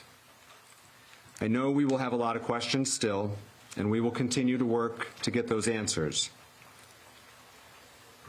But it is a great honor for me to turn this over to our Chief of Police, Colonel Oscar Perez, and I will say on behalf of the people of Providence, we owe him and every member of the Providence Police Department the deepest debt of gratitude. Colonel? Thank you very much, Mayor. Well, first and foremost, I want to offer my deepest condolences to the families, the victims. It was for them that this work was put together to make sure that they get the justice that they deserve and to ensure that this person was held accountable.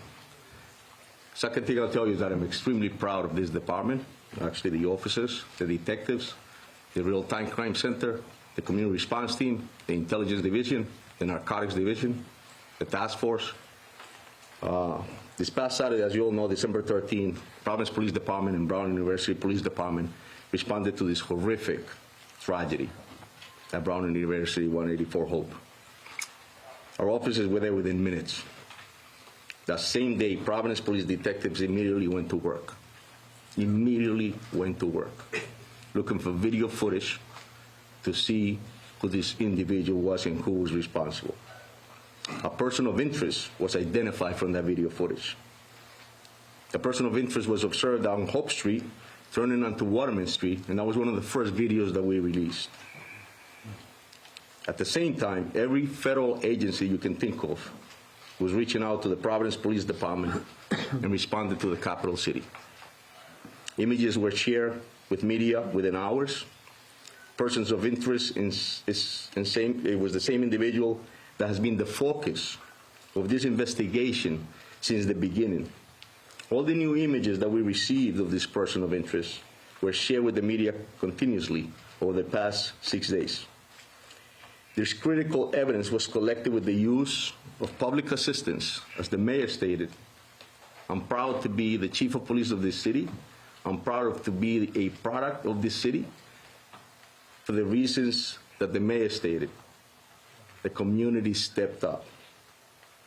It was all about groundwork, public assistance, interviews of individuals, and good old-fashioned policing. That is the type of police work that every police officer in this nation reminds themselves of, and that many do not understand. And that is critically important and often succeeds where technology alone cannot. We looked at financial records, we looked at video footages, and in the specific incident, it was actually a video that provided us with a description of a vehicle. That was corroborated through a tip that was received through the tip center. That room was packed with detectives, agents receiving calls on a daily basis. We started early and left late. Then Flock and the LPR was able to provide us with this description of this vehicle. That vehicle was picked up by Flock, which led us to a car rental place in Massachusetts. Through that, the agents and their work as well were able to get us footage of this individual, as well as a copy of the agreement which provided his real name.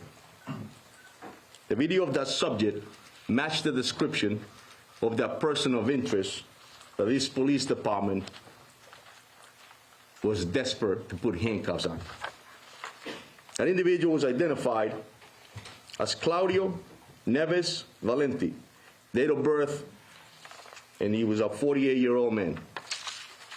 He was a Brown student, he was a Portuguese national, and his last known address was in Miami, Florida. And I will tell you that he took his own life tonight. We have members of the Providence Police Department up in Salem, New Hampshire, and we also have the BCI unit.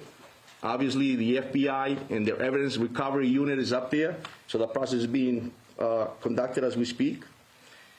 And it goes without saying that I would like to personally thank the efforts again of the Providence Police Department, the Rhode Island State Police, the Rhode Island Attorney General, the FBI, the ATF, HSI, the U.S. Marshals, IRS, DEA, Secret Service, and NCIS. There is no way that we could have done this by ourselves. In this nation, when horrific incidents like this happen, law enforcement steps up. Thank you very much. Thank you, Colonel. General Arona. Thank you. Thank you, Mayor. You know, I would describe the emotions on the investigative team, including our prosecutors and the agents, detectives. from both state police, Providence, is mixed. There is a sense of completeness in terms of the investigation, an investigation that's, if not the hardest, among the handful of hardest investigations that I've ever been involved with. And the sense that we owed those 2 dead Brown students and the 9 injured Brown students and the students who were in that auditorium that weren't injured, and the Brown community and the Providence community results. The teams worked really hard. I think I mentioned that to you almost every night that we met with you. I wish they were all up here with us. That we wouldn't fit here, but it was remarkable to see the cooperation between the FBI agents, the ATF agents, the HSI agents, the Providence police detectives, the state police detectives, our prosecutors. And I will say that everybody brought a certain expertise to the table, but it is nevertheless a sad moment when you think about those young people who were hurt, injured, or worse, 2 of them are now deceased. To me, this was always going to be an investigation where something was going to break it open. We were going to pull threads. We were going to gather evidence that would lead us in a particular direction. And I will say that if we were with you less than, well, I guess now more than 24 hours ago, we had that picture of that second individual. And I would say within an hour, no more than 2, I think it was under an hour, that person came forward to 2 Providence police officers over on the east side and said he had information, that he was that person, and he had information that could help this case. And I remember last night watching his interview, and he blew this case right open. He blew it open.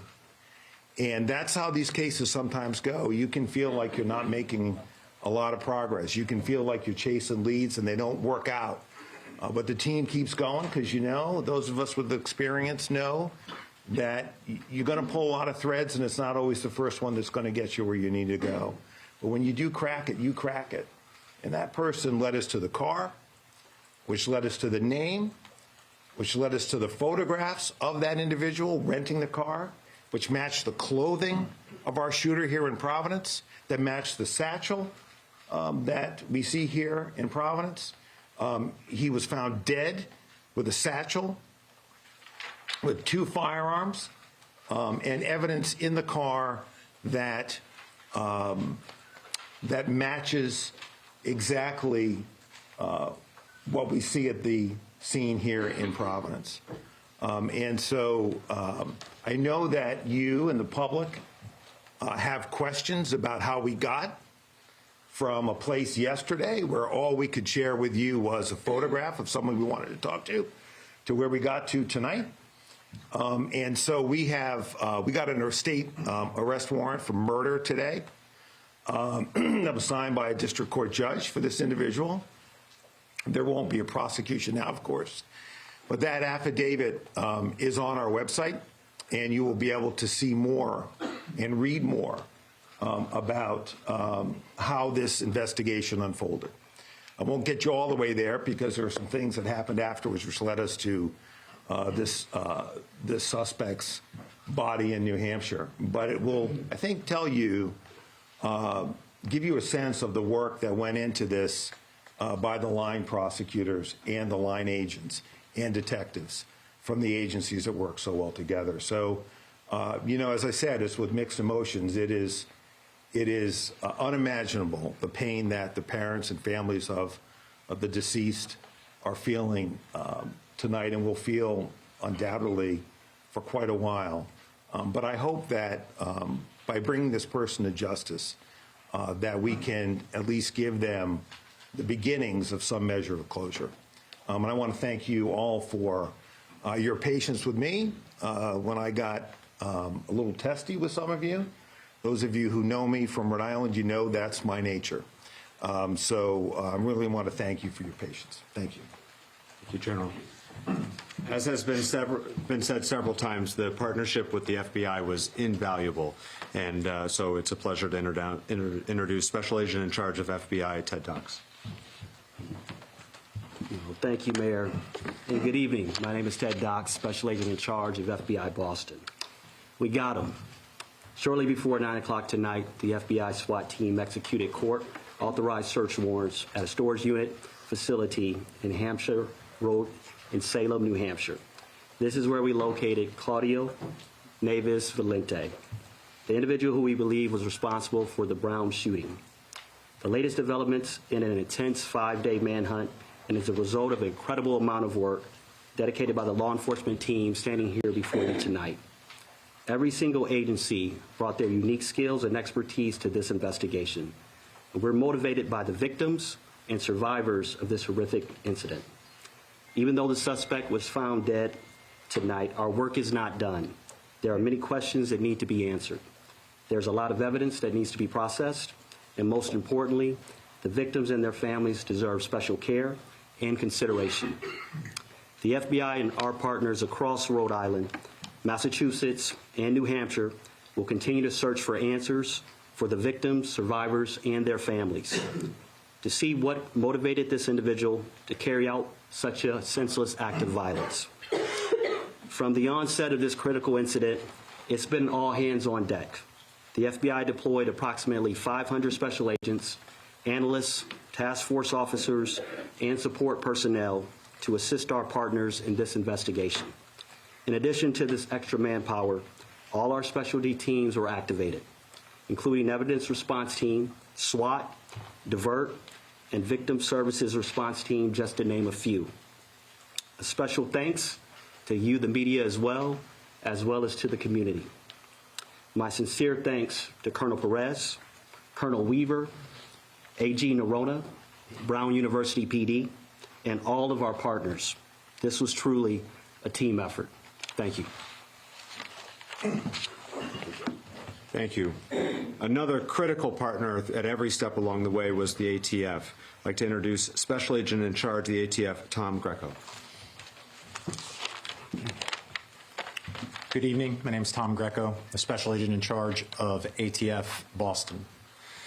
From the moment 911 reports of the shooting at Brown University came through, there's been an around-the-clock effort to identify the perpetrator and to protect the community. The men and women of ATF, including our special agents, our intelligence research specialists, and our support personnel, have been proud to support and be part of that effort, leveraging our unique experience, dedicated investigators, canine handlers, and crime gun intelligence technology such as NIBIN, the National Integrated Ballistics Information Network, to compare ballistic evidence, and our other available tools to support the investigation, and to help identify Claudio Neves Valente as the individual that we believe was responsible. ATF's mission, first and foremost, is to protect communities from violent crime. Each individual in this country deserves to live in peace and security in their homes, in their schools, in their places of worship, and in the streets. The actions of Claudio Neves Valente stole that right and terrorized the community. I'd like to emphasize to the public, this was a highly dangerous individual capable of extreme violence. And we're happy to have been part of this investigation and proud to have worked with our partners to identify him and see this through. Thank you very much. Thank you very much. From the very outset on Saturday, from our first press conference in the fire station to today, Rhode Island Governor Dan McKee has been by Providence's side every step of the way. The City of Providence is incredibly grateful for the governor's support, the state police, not just their assistance with the investigation, but in supporting the broader community. It's a pleasure to introduce Governor Dan McKee. Thanks, Mayor, and clearly your staff, I feel the same way with the team that you have, that we were happily able to assist. And as a former mayor, Many of here in the audience know that I've been a mayor, some don't. But I empathize and sympathize with the position that you were in and the fact that you needed people to follow the lead of the Providence police and to partner in with some extraordinary people, whether it's with the FBI or the ATF, and of course our state police as well. From the very beginning, my thoughts as a dad was with the families who suffered from the shooting. The unthinkable happened in our state. The unthinkable happened in Providence. The unthinkable happened at Brown University. And we're going to be forever changed. But our commitment from the state level is to continue to support Providence, Brown, and the people of the state of Rhode Island in the recovery. That's going to take a great deal of time. But I do say this.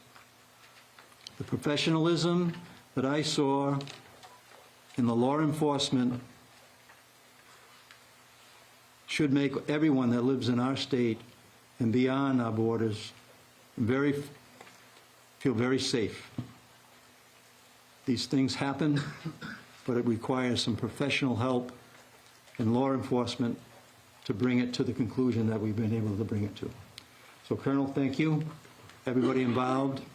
And again, we will stand with Providence and Brown University and the people of the state of Rhode Island to provide the help that will be needed in the recovery in a trauma like this. Thank you, Governor. Throughout the year, the Rhode Island State Police is an incredible partner to Providence, but during this investigation, their support was invaluable. I introduce Colonel of the State Police, Colonel Weaver.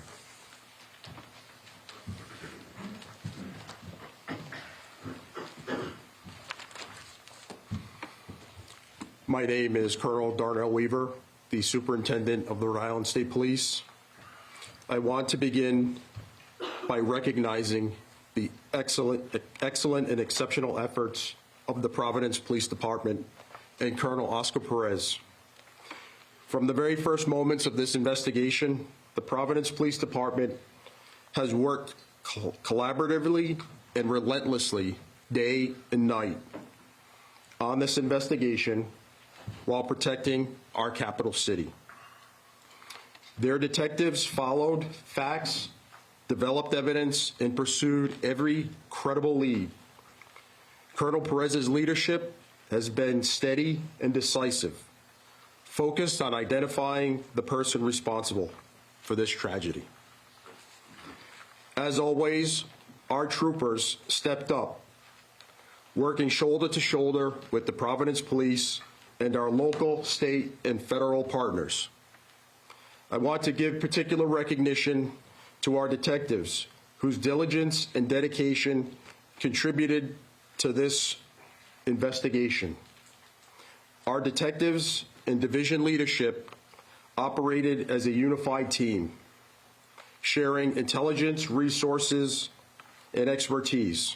This has truly been an all-hands-on-deck investigation, as virtually every trooper has taken extra shifts to help support the efforts in Providence, and I have never been prouder to be a member of the Rhode Island State Police. This year marks the 100th anniversary of the Rhode Island State Police, and this case stands out among one of the most challenging in our state's history. The sheer volume of digital evidence, the complexity of the investigation, and the intense public interest laid an extraordinary demands on everyone involved. Despite that pressure, investigators remain disciplined, methodical, and focused on facts. We are grateful for the assistance of the public, particularly those who shared our information, provided tips, and gave us doorbell camera footage and access to their property.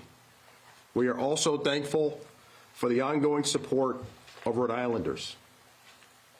We know that you have been with us through this entire investigation. I also want to be very clear about something else.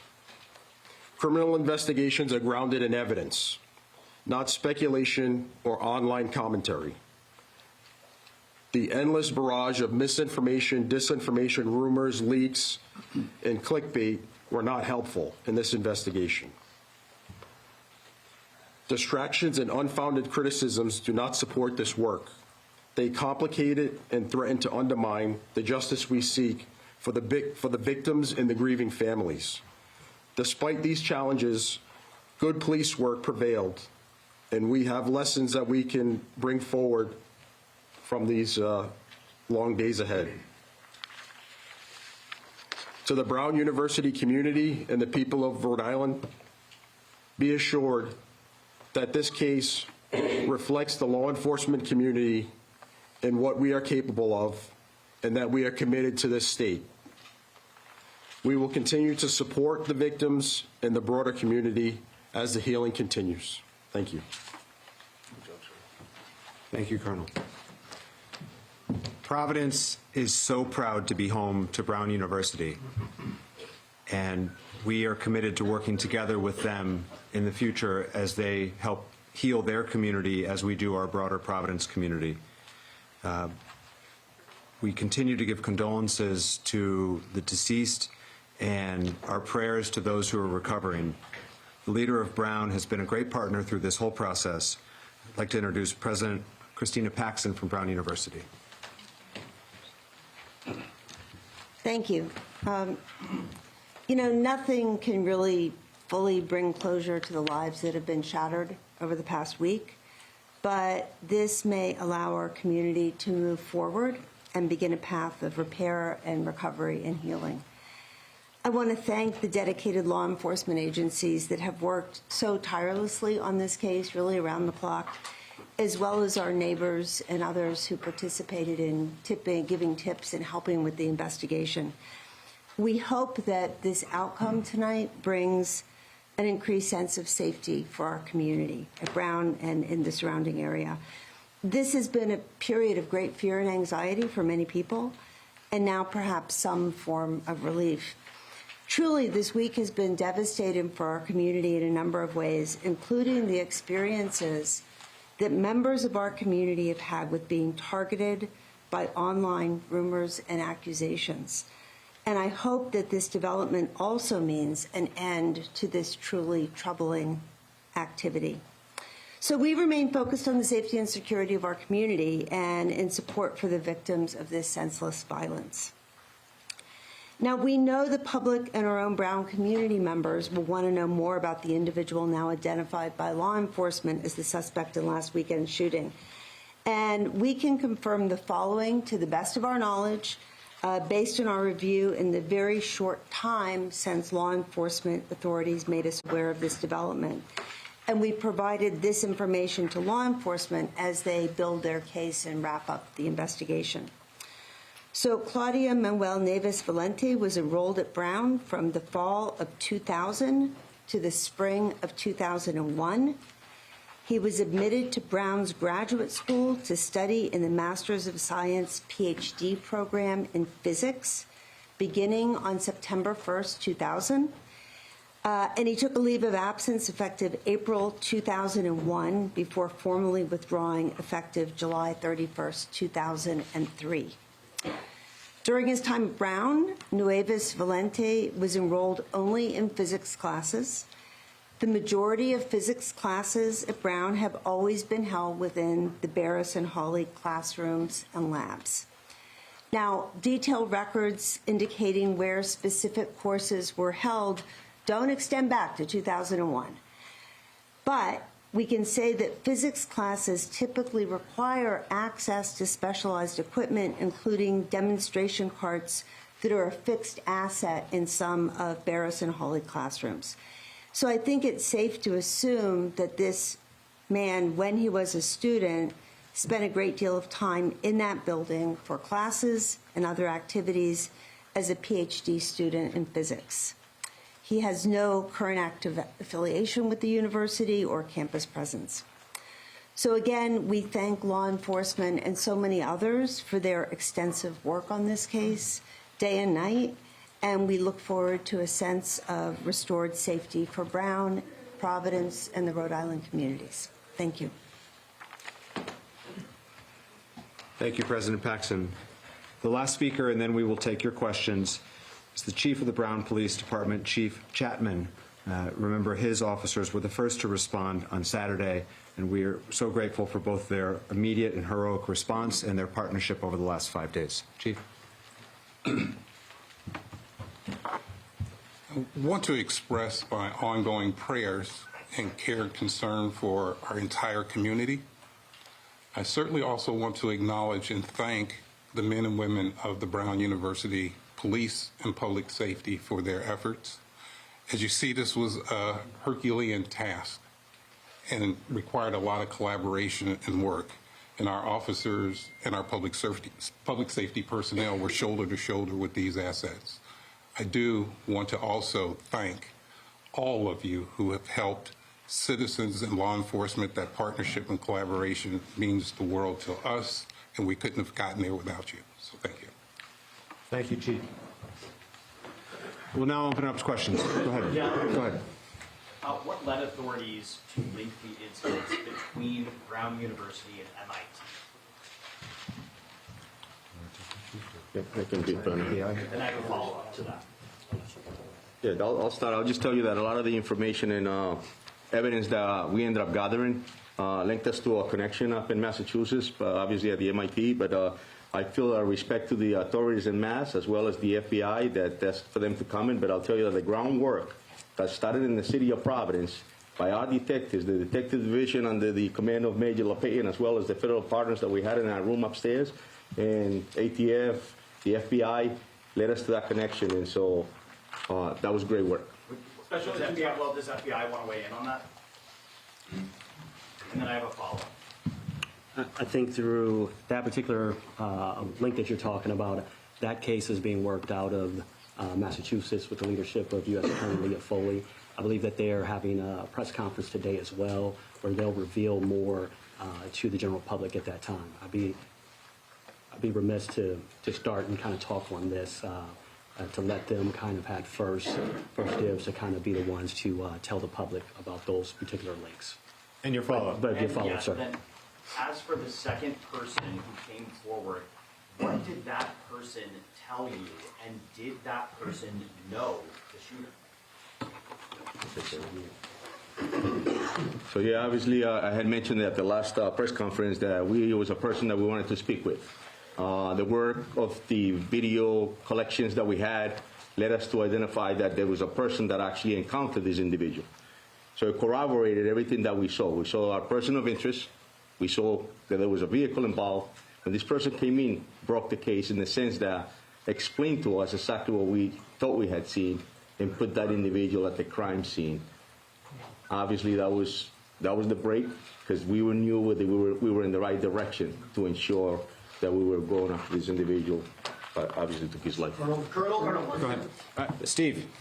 Thank you, Mayor. Did Mr. Valenti act alone, and is there an anti-Semitism component behind this, do you expect? As far as we know, Steve, he acted alone. And is there an anti-Semitism component to this? No, that we know of, no. John. Colonel, what was the events that led to the storage facility? So was he pursued there? Did he know authorities were going after him? When was he last alive? Like, how did that play out? So it plays out in the sense that we obviously, I just stated, we collected all the evidence. We were able to learn that there was a rental vehicle. We learned about that vehicle. There was financial records that were verified by the FBI, obviously, and other agencies. I'm sorry, actually. So another agency, so multiple agencies that verified financial records that brought us to that site to know that he had actually rented a site at the storage unit. And then we ended up in Salem. And a follow-up. Yeah. When he did that, did he know authorities were coming, or did he just go and, like, how long had he been in that storage unit? That we're not aware of, John, in the sense that all we knew is that we were on a manhunt, and that's what he led us to. So. Amanda. Oh, thanks. Chief, some questions for you, Claudia. So he graduated, well, he did graduate. He was at Brown more than 20 years ago. His last known address was in Miami, but now he's here at Brown University, potentially also at MIT. What do you know about what brought him up here? There's going to be unknown answers that we have no answer as far as that. Obviously, came up here and committed this horrific incident and this tragedy, and that's all we knew. Our mission was to ensure that we could find them and bring them to justice. But yeah, no motive at this point. At this point, correct. And my follow-up is of the evidence that you've collected. Have you collected the handgun that you believe was used in the shooting? Have you collected any type of manifesto or evidence that he planned more shootings? So as far as I know, that's the FBI evidence recovery team is up in Salem, New Hampshire, and they're collecting whatever evidence is up there. This happened just now, as before we came up here. Bill. Any criminal history, political affiliations, any social media posts, anything of that sort that you can report to us about Mr. Valenti? Nothing that I know of, Steve. Behind him. What he said. Go ahead, white shirt. Is there any indication that Mr. Valenti was planning any future attacks? Nothing that we know of, no. In the way back. Special Agent Docs, can you also tell us if there the connection? I know you said you can't talk too much about the MIT, but the fact that it was a physics professor out of MIT and in the physics building and he was studying physics, have you tied all that up? And does that lead, why target one person in Massachusetts and then a whole class here in Providence? Yes, it is true that Mr. Valenti was a physics student. Also, we know that the MIT, the victim there, was in that discipline as well. I will tell you that there's multiple phases to an investigation, and so now in a sense that we know the subject is deceased, now that investigation continues to find out all of those answers to your question, sir. Did he go to school with the professor? Did he go to school with the professor who was killed? Can you answer that? It is believed that in Lisbon that those two individuals attended the same university in Portugal. You have a follow-up in the back. En español, si nos pudiera decir también unas palabras, ya sea ahorita o cuando se Yes, sir. Muy poquito. Go for it. But, Sorry, empiezo desde el principio. Lo que nos pueda resumir acerca del caso, ¿qué fue lo que conllevó a que ustedes pudieran dar con el paradero del sospechoso y las conexiones que tuvieron? ¿Cómo llegaron a rastrearlo y más que nada a qué atribuye todo esto? The question was if I can briefly explain how we got to this individual and what occurred.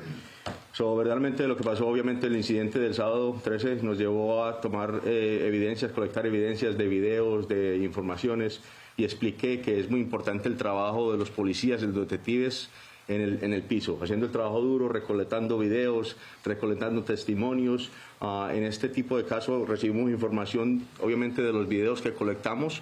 Nos dimos cuenta que había un vehículo de interés y una persona de interés desde el principio. Eso nos llevó a después informarnos de la placa del carro, la descripción del carro, y eso nos llevó a darnos cuenta de que esa persona había rentado el vehículo en una compañía en Massachusetts. Después de que fuimos a Massachusetts, cogimos videos de la persona. Esa persona era en la misma descripciones de la persona de interés de nosotros acá en la ciudad de Providence. De ahí pasamos con los agentes federales a investigar un poco más y llegamos a los récords financieros que nos llevó a Salem, New Hampshire, en esta noche. Allá hubo una entrada táctica del equipo del FBI y encontramos que esta persona se había quitado la vida ellos mismos. Ahora estamos investigando más si hay algo que necesitamos saber más de él. Alex. Colonel or AG, is there a note or manifesto of some kind, and is that providing any information about a motive or anything that they might have done the information? Again, the FBI recovery team and forensics are up in Salem, New Hampshire. At this point, we don't have any of that. Any indication of why now? What's the significance behind why this happened on Saturday? That we don't know. Yeah, I don't think we know the answer to that question. I think there's a lot of unknowns with respect to motive. I mean, I think that the real issue here is the key was to identify this person, as we talked about yesterday. I think there are other answers that are coming, but once we were able to identify him, thanks to that individual who came forward, who led us to a plate, which led us to a rental car, which led us to that he rented that car in his own name. That really broke the case open. But in terms of why Brown, I think that is a mystery. I think there may be something going on in Massachusetts that I'm not fully familiar with because we're working this angle, but I think the Massachusetts authorities may be able to share that. Yeah, I don't think we have any idea why now or why Brown, why these students, why this classroom. That is really unknown to us, and it may become clear. I hope that it does, but it hasn't as of right now. Fox, go ahead. This is for the Colonel or the Attorney General. At 2:16, there was a surveillance video that showed the second person that apparently blew this case wide open, and also Mr. Valente. You see them disappear behind bushes. Was this second person following the shooter? Did he recognize him and confront him? What was that interaction like? And I have a follow-up. That's a great question, and I'll be all explained in the affidavit that the general stated it will be released. But I'll give you a brief sort of explanation about that. The person that we wanted to speak with had an interaction with this individual earlier in the day, then observed him later at that time where you just stated, and decided that he was going to encounter him and asked him why he was inside Brown. At that point, the person, the subject of interest, Mr. Neves, actually ran. He was caught up by our person that we wanted to speak with. There was sort of a conversation between the two of them, and Neves asked him, "Why are you harassing me?" And at that point, the person that broke the case walked away. And that information was critical to us because he was able to corroborate what our detectives were seeing on video, and he was able to provide a great explanation. And my follow-up question Yes. is, why did it take a citizen to notice a suspicious person right next to Brown University and not the police? And also, how long was the vehicle parked where it was? We got him. Those were the words from the FBI special agent in charge of the Boston field office after a manhunt spanning 3 states in 6 days. We saw several local, state, and federal law enforcement agencies represented at that press conference just now, and they all spent several hours today surrounding the storage facility you're looking at in Salem, New Hampshire. That's where they found suspect 48-year-old Claudio Manuel Neves Valente, dead of an apparent self-inflicted gunshot wound. This comes after the Saturday shooting at Brown University in Providence, Rhode Island, that left 2 students dead and 9 others injured as they prepared for a final exam. 2 days later, an MIT professor was found dead in his home in Massachusetts. Now investigators confirm the 2 cases are connected. And they came to this conclusion after circulating images of the suspect walking through the neighborhood around Brown Saturday. Then yesterday, investigators released images of a second person who may have encountered the suspect, and they say it, quote, blew the case open. We have CBS's Tom Hansen in Providence. He just stepped out of that press conference. And Tom, it has been 6 days now since the Brown shooting. How have you seen this resolution to the manhunt unfold tonight now that you're there? Yeah, well, you know, when the mayor says, Jesse, that the minutes feel like hours or they felt like hours, I can personally attest to that. This has been a painstakingly slow process throughout this week. But as you mentioned, that second person that authorities wanted to talk to clearly blew the case wide open. I actually got a chance to ask exactly what he said to authorities. And basically, he was the linchpin in this to confirm the identity of the shooter and then also point officials in the direction of a rental car that the shooter was using. That led them to get images of the shooter with his mask down. It got them to get paperwork that the shooter had to fill out in order to rent the car. So really a critical part of this investigation. Now, I want to dig into Valente because we are piecing together more of an image of who he was. As you mentioned, he was a student at Brown many years ago. He was studying for a PhD in physics, and that explains his familiarity or potential familiarity with the building, Barris and Hawley, where the shooting took place. You know, there wasn't a lot of footage, there was no footage, I should say, of him inside of the building, but he was able to enter through a door that was unlocked and exit through a door very quickly and evade arrest for a number of days. And so the president of Brown coming forward today saying that he actually had been studying in that building. That's where a lot of the physics courses are. And so just a lot of questions being pieced together, obviously ultimately ending up at that warehouse in New Hampshire. when we asked authorities about the potential connection, or the confirmed connection, I should say, between MIT and Brown University, they deferred to a presser that's actually happening with Boston FBI at 10:30 p.m. Eastern. So we will still be waiting to see exactly what that nexus was between the two institutions and the two crimes that this shooter carried out. But tonight, the authorities here saying that Providence and the surrounding communities can sleep a little easier knowing that Valente has been identified, and he, I should mention, also killed himself in that warehouse. So that is something that we know, but that these communities can rest just ever so slightly easier knowing that this has all come to an end. Jesse. And Tom, I know we're still getting more information about the incident in Massachusetts, but investigators did just say just now that they confirmed Valente did go to college in Lisbon, Portugal with the MIT professor who was killed in his home. And so that is a new piece of information. But now that Valente is dead, do we have any idea of the next steps in the investigation to identify a motive and find closure for these families? Well, naturally, investigators are going to be looking into Valente's home in Miami and any other potential pieces of evidence that could lead to a motive.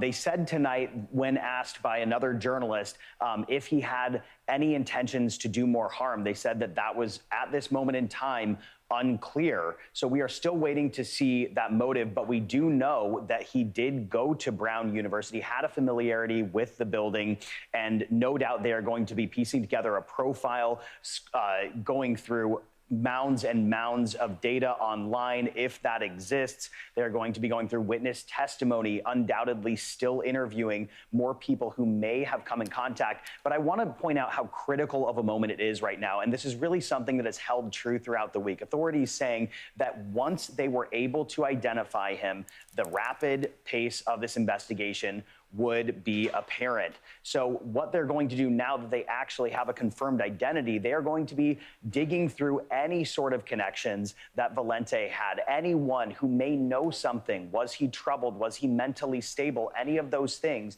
they are going to be piecing that all together to create a profile in order to carry out a motive, or to conclude a motive, I should say. The other thing I should point out is they did mention that there is some evidence that is left in the rental car, which they are searching through. They are also searching through a satchel that was seen on his body in some of the security footage in and around Brown University's campus. So there are still a lot of answers that need to come about.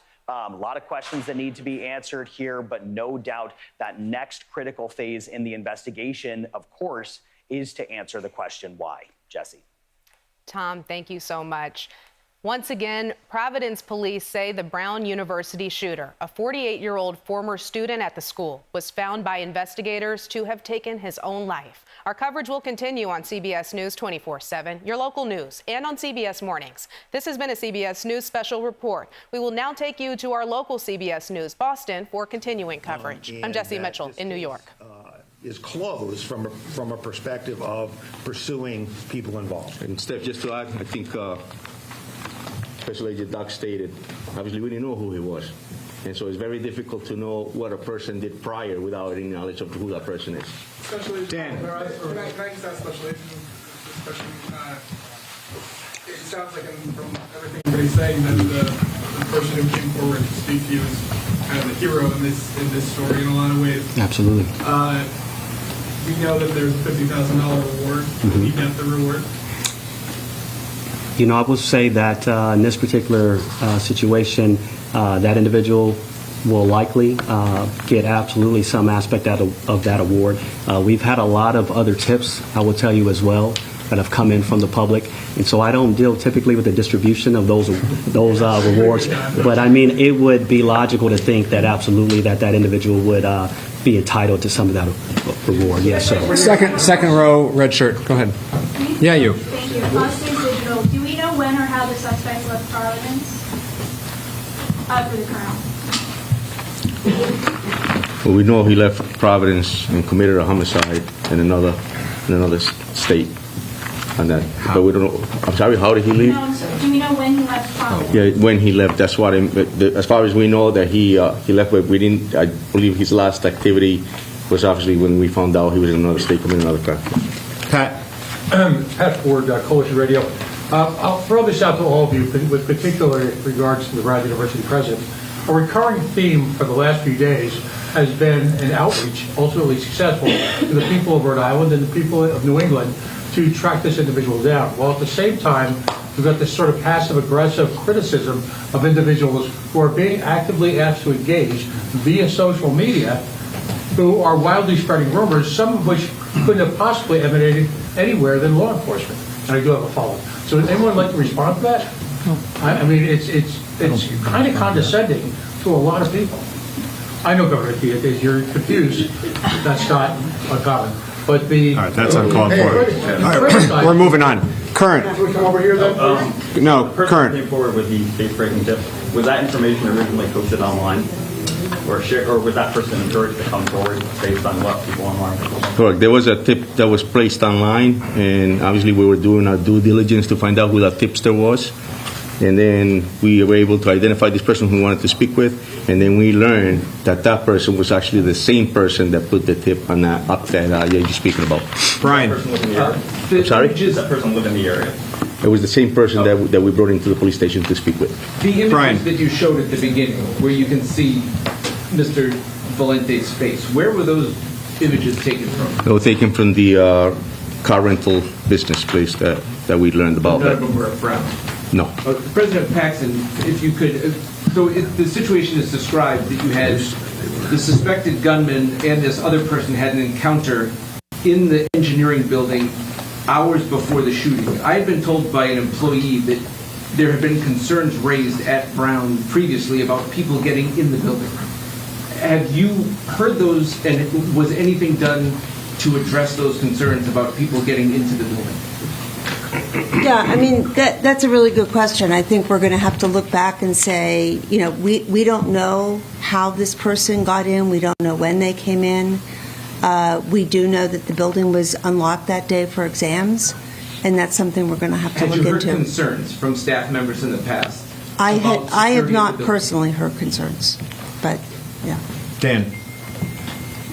President Paxson, Dan Jane from NBC 10. I want to go back to the question I asked you Saturday night when I first arrived on the scene. There were no cameras in this building. And law enforcement, some that are standing up behind you, have said if Brown had cameras in that part of the building, we would have gotten this guy. And it may have stopped this swirling action. Can you answer that question for me? Well, I don't think we have said the locations of cameras at Brown. We But have there's no cameras in that building because why would they take it from a rental car agency? We have 1,200 cameras at Brown. But not in that building. We have some in that building. It's a large complex. And I think what you would see is the video evidence in this case, from my perspective, I'm not a law enforcement agent, has been incredibly helpful. The moving of the person around the neighborhood, those video images, they help crack this case. So I think video was important. And as the Attorney General explained at a recent press conference, this individual was not spending his time on the Brown campus. He came into a building on the edge of the campus. He left. He was in the neighborhoods. The investigation focused on the neighborhoods. The video was there. And that was really, really instrumental in cracking the case. But you can ask them. And this is my follow-up, Madam President, if you'd say at the podium. Yes, video played a big role in this case.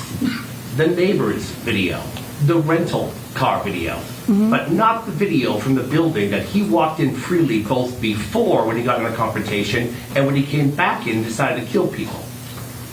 You didn't have cameras in that building. Just say it so we can get this over. And my next question, will you put Dan, you get cameras one follow-up. Will Yeah. you put the cameras in the building? Will there be more cameras in that building? Yeah, you know, I think we need to look back. We'll look at everything that is done, but I do not think a lack of cameras in that building it had anything to do with what happened there. And we will go forward. Thank you. Tom. Tom Quinlan, WPRO. Colonel Perez, I'm hearing from sources that the person that identified the shooter happened to be a homeless person that either lived around or inside that Barris and Holly building. Can you confirm more about this person for us? And then I have a follow-up for President Paxton. I'll tell you there was a person that was pretty attentive about his surroundings. I'll tell you there was a person that was very cooperative and helpful to this investigation. And I'll tell you that he was a great individual that actually assisted us in getting us to this point where we're at. I'll tell you that. Brown graduate? He was, yes. I have to say, he was incredibly articulate, and his testimony, had we needed it, would not only have been credible, it would have been persuasive. He was as outstanding a witness as I've seen, and he deserves a lot of credit. You know, recognizing there's a gunman on the loose, that the gunman knows he had this interaction with him, and he didn't, once he knew that we were looking for his help, I mean, he came forward within an hour. And that person deserves a tremendous amount of credit. I don't know whether he's going to get the reward or not, but if I had a vote, he would. All right, Tom, you got to follow. Are you done? Go ahead. Go ahead. My question was for Chief Tupman, if you wouldn't mind. In October, the Brown Daily Herald reported that you had voted no confidence in your leadership, and students were concerned for their safety and the fact that you had prioritized desk jobs over having over field jobs and having more people patrolling the campus. Now, in light of this, do you accept any kind of responsibility for this? And now that we have given these prior warnings, are you going to reevaluate how the Brown police operate in the future now, so this doesn't happen again and these students can feel more safe on campus when they return? Right. So as I stated earlier, I'm profoundly proud of the men and women of public safety and profoundly proud of our police department. We will continue with the heroic work that they've done and continue to work side by side with our partners, and everything else that comes with that is a continual effort to do what is best for the safety and security of our campus. But will you reassess how the people are allocated within your department? Every single day, we work and endeavor to keep our campus safe, whatever that entails and all that entails. In the back. Yes, Kim with AP. I was wondering, maybe this question for the Colonel. Can you talk, you said that 2 weapons were found in Felicity's car. Was that one of those weapons, the gun that was used to shoot here at Brown? Has that weapon been found?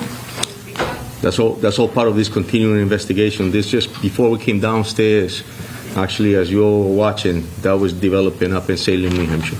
Can you say whether or not the weapons were purchased? Hold on a second. Yeah, those firearms were found at the deceased body, not in a car. So he killed himself inside the storage unit, and the firearms were found at his in the area of his thigh and in the area of his feet. It was not in a car. There was evidence that was observed from outside the car that matched our crime scenes, meaning mask, clothing, satchel, which you can see on that video. And there was a main plate over a Florida plate. This guy was changing plates. One of the reasons it was so hard to find was he knew what he was doing. He was changing plates.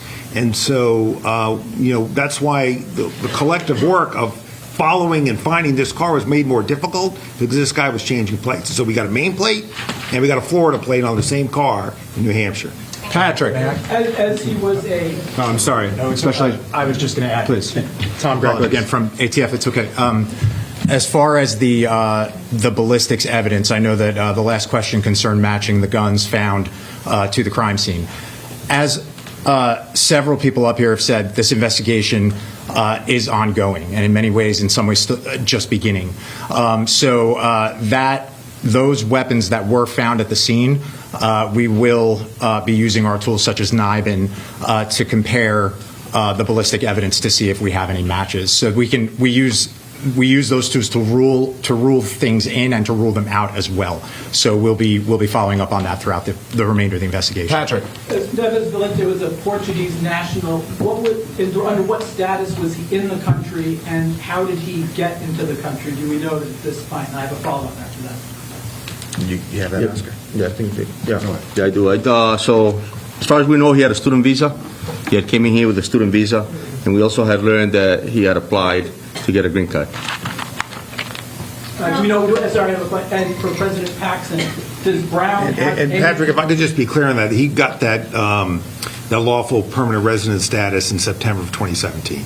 Thank you. I was going to ask, but then, and for President Paxson, has Brown had any communication from Neves Valente in the period after he left until now? As far as I know, no. He has really gone off our radar. We will continue to cooperate with the police as they continue with the investigation to find anything we can find about him. But his last class that he took at Brown was in 2001. Straight back. This question is for the Colonel or the Attorney General. If you hadn't focused on the wrong person of interest on day one, do you think the professor of Massachusetts could be alive? Well, from the beginning, I've told you that this investigation is extremely complex and intense. And so we used every resource as soon as we responded to the call. I stated that earlier. I'm proud of the men and women of this department. Yes, we did find somebody that we thought obviously was the person, but we continued on. We continued on investigating. We continued on canvassing the areas. We continued on with video. And that's why we ended up where we're at now. Yeah, if I could just jump in here, I just want to continue to answer that question. It's an important one, and the answer to that is this. And I tried to convey it a couple of days ago. We broke ourselves out into teams. So while the Providence team and the state police team and the ATF team were working here in Providence to follow up leads, develop whatever video evidence we can, which eventually led to all the steps that you've seen and are laid out in the affidavit, which is on our website, and it is multiple pages. You'll see the progression. So while the FBI were working Coventry, we were working here. Now, you may ask, well, what was it about Coventry that made us, for those of us who've been in law enforcement for a long time, why did we have to run that lead to ground? Here's why. When the FBI confronted him, initially, he was not cooperative. When they entered the room to secure it, there were guns in the room. One of them had a laser sight. The witnesses had told us there was a laser sight used in the course of the attack. Okay, we had to run that to ground. We couldn't just, not run that to ground. That was a very promising lead.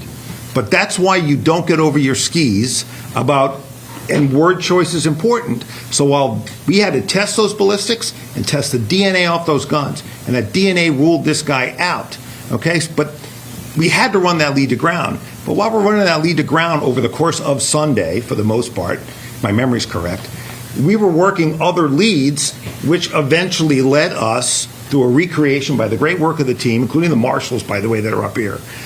Movements, image of our cooperating witness comes in, and you've heard the rest. So, this is the way these investigations work. You don't chase one and stop. We have chased more than one lead over the course of the last 4 to 5 days. There was one lead that we followed, didn't work out. There was another lead that we followed, didn't work out. There was another lead that we followed, didn't work out. So that's, at least in my mind, 5 different leads that one worked out, 4 didn't. But you're running them all down at the same time. So I can't offer any comfort in that regard, but I don't believe that we would have found this person any sooner, given the evidence that was available to us. No, way back. Can you say why it took so long to get the tipster's tip? It looks like he posted on Reddit on Monday and then said on Reddit that he told the FBI. Was it lost in the FBI's tip? We received the tip about that post and immediately acted on it. And so that's exactly what occurred. As soon as the tip came in, we had a tip center upstairs that was staffed, as I mentioned earlier, by detectives and agents. They were going through hundreds of tips that were coming in, hundreds. We were vetting them through, ruling them out, just like the general stated. We were making sure that whatever came in, we checked it to its entire to ensure that we weren't missing anything. And so when we got to that tip, obviously, it led us to that person I wanted to speak with, and I told you the rest earlier. So. Yeah, and I want to complete that too, because this is important. This person had to come forward. That's why we put the picture out. Once we put the picture out, he came forward, right? But we didn't know who that person was. We knew about what was on Reddit, but we didn't know who that person was. That's why when we identified another person, we didn't know when that person came forward that he was the Reddit poster. He then told us he was, okay? So all of these things kind of happened in that sequence. Go ahead, Chris. This Valente figure, this is a question for President Paxson. Do we know why he left school early in 2001? Did he have a history of mental illness that was expressed during that time or reported in that time? No, we learned his name very, very recently, and we haven't had a chance to really dig into the records. But we will if it helps with the investigation. This is another question about a follow-up question. This is another question about a student visa. You said he's here on a student visa now. What school is he affiliated with? He's here. General view. Yeah, so he's not here on a student visa now. He was initially. Okay. And then he applied for and received lawful permanent resident status in September of 2017. Okay? Thank you. Go right here. What was Mr. Valente's profession, and have you searched his residence? Again, as I stated earlier, we just identified who obviously that person, and this developed pretty quickly. So that's all part of the investigation that's coming. Can you talk about, was there any interaction between him and law enforcement before he died? No, not that we know. I have a follow-up to her. There you And go. that is, Do you know any associates of his family members, friends, roommates, and if there are any in the United States, did any of them come forward through the process of this investigation? No, not at this time. This evolved extremely quickly. We've been at this for 6 days. And so here we are, and we now identify who the person is. We're about to make an apprehension. As I stated earlier, he took his own life. But that's all part of the investigation that will continue about him. Go ahead.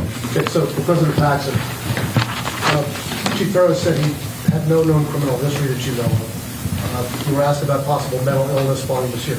When he was at Brown, did he have any grievances, disputes with anyone, any problems, any disciplinary issues, any problems at all that were documented? Not that we know of at this point. I mean, again, these are very, very old records, you have to understand. We learned about this very recently.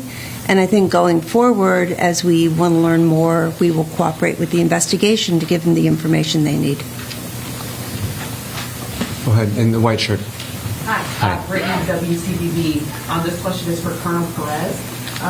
You mentioned that Claudio was the primary suspect, primary focus from the beginning.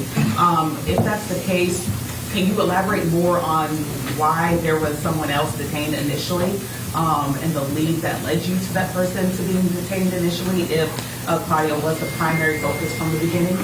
Yeah, so... And I have a follow-up. Sure, Brittany. Great question. So we have received a tip about that first person. We have received a tip about him wanting to get a permit to carry a firearm. And so that led us to also learn that he was a person who potentially could be, it was just where he was denied and then he went to another department and the descriptions led us there. So we had it vetted through. Obviously, the FBI responded, followed through that whole tip, ended up finding the person, taking him to custody, finding him with 2 firearms, with a laser. And so it took a while for us to be able to rule him out. But it was a tip that came in. And as I stated earlier, as soon as the call came in, it was all hands on deck. And there was nothing that we were just going to say that is not anything that had to do with it, with this case.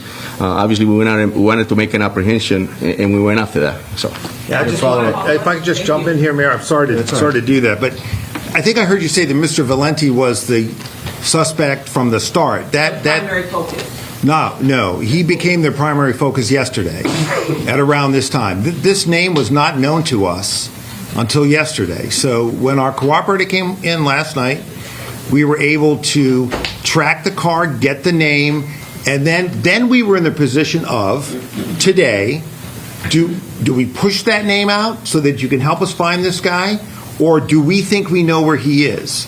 And so that was the balance. That was that back and forth analysis in our minds, collective investigative team minds, was going on today. But his name did not come to us until yesterday. As I said yesterday, until you have the name, which we did not have until yesterday, after our press conference together, that's when this thing heated up. As soon as you have a name, I believe you can find anybody in this country. And the fact that this team was able to do it in around 24 hours, I think is a tribute to them, their hard work around the clock, to do exactly what we have been talking about doing, which is how long is it going to take? And it took, roughly 5 days. And that's a tribute to them. Brittany, if I could just clarify further on that. So what I meant, obviously, it was that the image that we released within hours of that person of interest that was walking on Waterman Avenue and around the corner, that was sent out within minutes. That became a primary focus of the investigation of that person of interest. For the clarification, Yes. and if I may, my Please. follow-up. I believe it said the last address for Valenti is in Miami. Correct. Have law enforcement in Miami been notified? Are they searching this last address for any potential evidence? No, Brittany, absolutely. Yes, that address, I believe, was one that predicated in 2001. And so absolutely the law enforcement agencies, both federal and local, were notified of that. They also went to that residence as well, also talked to the individuals that was at that particular residence to see if they had any type of connections or associations with Valenti. Thank you. Absolutely. In the way back. Question for Coronel Perez, I'm sorry. From Univision in Spanish and Cantonese. What's next? Do you have any leads on the motives? Como acaba de preguntar la colega, ya registraron la vivienda en la Florida. ¿Qué es lo que viene ahora? Si es que saben cuál fue su motivo para matar a esa persona. Sí, vamos a seguir. So the question was, what's next, right? What are we going to do next? And so la respuesta es que vamos a seguir, obviamente, trabajando con las organizaciones federales y también entre nosotros buscando esa inteligencia de quién es esa persona, qué motivo lo trajo aquí a la ciudad de Providence a cometer esta tragedia, este incidente. Pero eso va a tomar tiempo verdaderamente y vamos a tener que averiguar y averiguar más para ver qué fue el motivo que llegó a esta ciudad. ¿Tienen alguna lista de qué podría haber sido? ¿Qué es lo que van a estar buscando ahora? No, hasta el momento no, esto obviamente, como acabo de explicar ahorita, lo identificamos hace poco. Hey, Colonel. Go ahead. Right there. What brought investigators specifically to New Hampshire? Does this person have a connection to New Hampshire? I know you said that the storage unit was in Pennsylvania. So it was the financial records that the federal agency followed through the investigation that led us to learn that this person had rented there, so a storage unit. And so we responded immediately, and we found that the vehicle that we were looking for of interest was parked there. Just one follow-up here. Kate, go ahead. Chief, can you speak a little bit more to that, again, identification of the vehicle of interest and the person who did that? And as you said, there was video captured. Could you walk us through that aspect of this? Was this the witness who provided to you the vehicle? Can you walk us through how that vehicle of interest entered the investigation? And then I have a follow-up. Correct, yeah, it was part of the tip that was posted actually, and then also the tipster had called and had stated that this individual had a fob and was trying to enter a vehicle that was parked on Benevolent. And so because of that, we obviously knew there was a vehicle and there was a description of a vehicle. When we brought him in, he collaborated further on that vehicle. We put it out through Flock, the description of it, and we learned that within that time period, there was only a certain amount of vehicles that came up with those description fitness. So our detectives obviously stayed on that and ended up finding this vehicle with Florida plates. And that's how we ended up with that specific vehicle. Then we had learned that the vehicle also potentially could have changed their plates. And as I stated earlier, we were able to find the vehicle on Flock, actually get the actual plate, learn that it was a car rental, which brought us up to learn that we needed to learn more at the rental place about the individual, which we did. And then further later, we find out, again, doing all the work that they did upstairs, I think it was tremendous too. If you had a chance and an opportunity to see how much work was put in, because it was bits and pieces of information. It's almost like putting a puzzle together. You only have just a few pieces, and you're building it. And that, later on, led us with the financial records to learn that he rented a storage unit in New Hampshire, and that's why we ended up. Kate, your follow-up. That one for the Chief or the Attorney General. You mentioned, again, weighing that public interest versus the information that was available to law enforcement at the time, as this person, again, considered armed and potentially dangerous, was out there. The chief just spoke to license plates changing on a variety of moments, if you will. But was it too fast-moving? Talk to us about weighing again that providing information to the public with an armed and dangerous individual and vehicle use that involved multiple license plates and your decision not to sort of real-time inform the public. Yeah, so we knew last night, who this guy was and that he had rented a car in Boston. So the question becomes, is he going to return the car to Boston? We got information he might return it to Connecticut. He didn't return it at all. But when we thought he might be returning it to the information, to the locations, we wanted to try to take him without him knowing we were coming. As soon as his name gets out there, he is going to be even more in the wind. And so the question becomes, if you think you might know where he is, right, eventually you find the storage unit, right, so you're following that up. But initially you think he might return the car to Boston on Atlantic Avenue, I believe, or in Connecticut, perhaps to board a flight somewhere. You're weighing, can I take this guy because we know where he's going to be, and not alert him that we're coming. And so I would say this afternoon, we were going back and forth on that. But as the FBI and the ATF and our other partners, Providence Police, State Police, developed evidence as to where he was, ultimately in New Hampshire, we decided to pursue to that location. And there we found the car with those multiple plates that we were looking for, a Florida plate and a Maine plate on top of it. This news conference in Providence right now to go live to the Moakley Federal Courthouse. This is another news conference that is being given by the FBI and the U.S. Attorney's Office with other information about this gunman tonight who was found dead in Salem, New Hampshire. I'll answer you that, but that's a great question, Mark. And the reason for that is because when the incident first happened, it was our BCI unit that responded. Connecticut and New Hampshire have been working throughout the day to establish probable cause to charge Neves Valente. Earlier today, the U.S. Attorney's Office in Massachusetts filed a criminal complaint under seal detailing the chain of events over the past 6 days, including information that led us to today's search of the storage locker in New Hampshire. This is what we learned during this multi-jurisdictional investigation. Neves Valente studied at Brown University in Providence, Rhode Island on an F-1 visa around 2000 to 2021. He eventually obtained legal permanent resident status.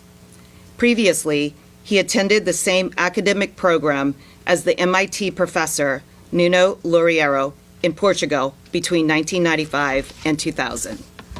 Although Neves Valente appeared to reside in Florida, between November 26 and November 30 of this year, he rented a hotel room in Boston. On December 1st, he rented a gray Nissan Sentra with Florida plates from a car rental agency in Boston. That same day, he drove to the vicinity of Brown University, where his car was observed intermittently between December 1st and December 12th. On December 13th, Neves Valente entered an auditorium on Brown University's campus during a study session and began shooting at students, killing Ella Cook and Mohammed Aziz Umarzokov and injuring 9 others. Between December 13th and December 14th, Neves Valente returned to Massachusetts. On December 15th, he murdered MIT professor Nuno Loureiro at Loureiro's home in Brookline, Massachusetts. At some point while he was in Massachusetts, he switched the plates on the Nissan Sentra to an unregistered plate out of Maine. Immediately following Professor Loureiro's murder, Neves Valente drove to a storage facility in Salem, New Hampshire, where he had rented a storage unit in November of this year. Since the December 13th shootings at Brown and the December 15th shooting in Brookline, state, local, and federal law enforcement officials have been working hand in hand around the clock to identify the shooter and prevent him from inflicting further harm. I have said this before and will continue to believe when law enforcement agencies work together, crimes are solved and the public is protected. The information we provided to you tonight would not be possible without the dedicated men and women of law enforcement in multiple districts throughout New England, including the FBI, ATF, HSI, the U.S. Marshal Service, Massachusetts State Police, Rhode Island State Police, Providence Police, Brookline Police, and the Brown University Police. In addition, prosecutors from the Rhode Island Attorney General's Office and the Norfolk County District Attorney's Office, and federal prosecutors from Rhode Island, New Hampshire, and Massachusetts all contributed to this result. I also want to thank Attorney General Pam Bondi for her support in coordinating the federal response. Questions? Can you tell us anything about his motive and the two sets of victims and how they might be related and how he might be related to them? That is not information that we can share right now, but as soon as that information becomes available, we will share that with the public. Are you able to say anything of what led you to link the two crimes, perhaps initially? Can you repeat the question so we can hear you more? Yes, the question was how were we able to link him to the two crimes? So investigators identified the vehicle that he had rented in Boston and then drove to Rhode Island.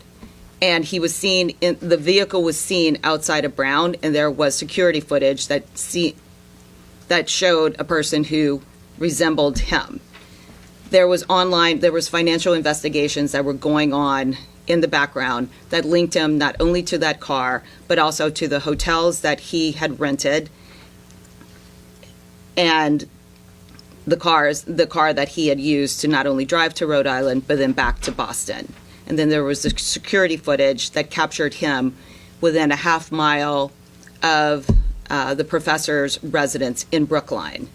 And there is a video footage of him entering an apartment building in the location of the professor's apartment. And then later that evening, he is seen about an hour later entering the storage unit wearing the same clothes that he had been seen wearing right after the murder. So you have an extensive video canvas as part of this investigation. That leaves you no doubt. This is the evidence we have right now. We are coming to you tonight because the federal complaint was unsealed, and we wanted to provide you with the information and to assure the public that law enforcement collectively believe that we have the person, that we identified the person, and that person is dead, and that he was the person responsible not only for the Brown shootings, but for the Brookline shooting. Can you speak to, before the self-inflicted gunshot, was there any interaction between law enforcement and Nevis Valente, like any words exchanged or anything like that? No, when investigators went into the storage facility tonight to execute the federal search warrant, he was dead. Do you think he entered there this evening? No. He entered an hour after what happened in Brookline? Yes. And do you know how long that storage, did he rent that? Like how long? Our understanding from the financial investigation is that he had rented a storage facility at the location in Salem, New Hampshire in November. Can you confirm whether or not he used the same weapon in the Brown shooting as he did in the MIT shooting? Ballistics investigation was ongoing and has not been completed at this time, so we're not going to comment on that. Can you give us any sense of when you started to recognize perhaps that he was the same person? I know it was through a video, but when it sort of dawned on investigators that these two cases were related?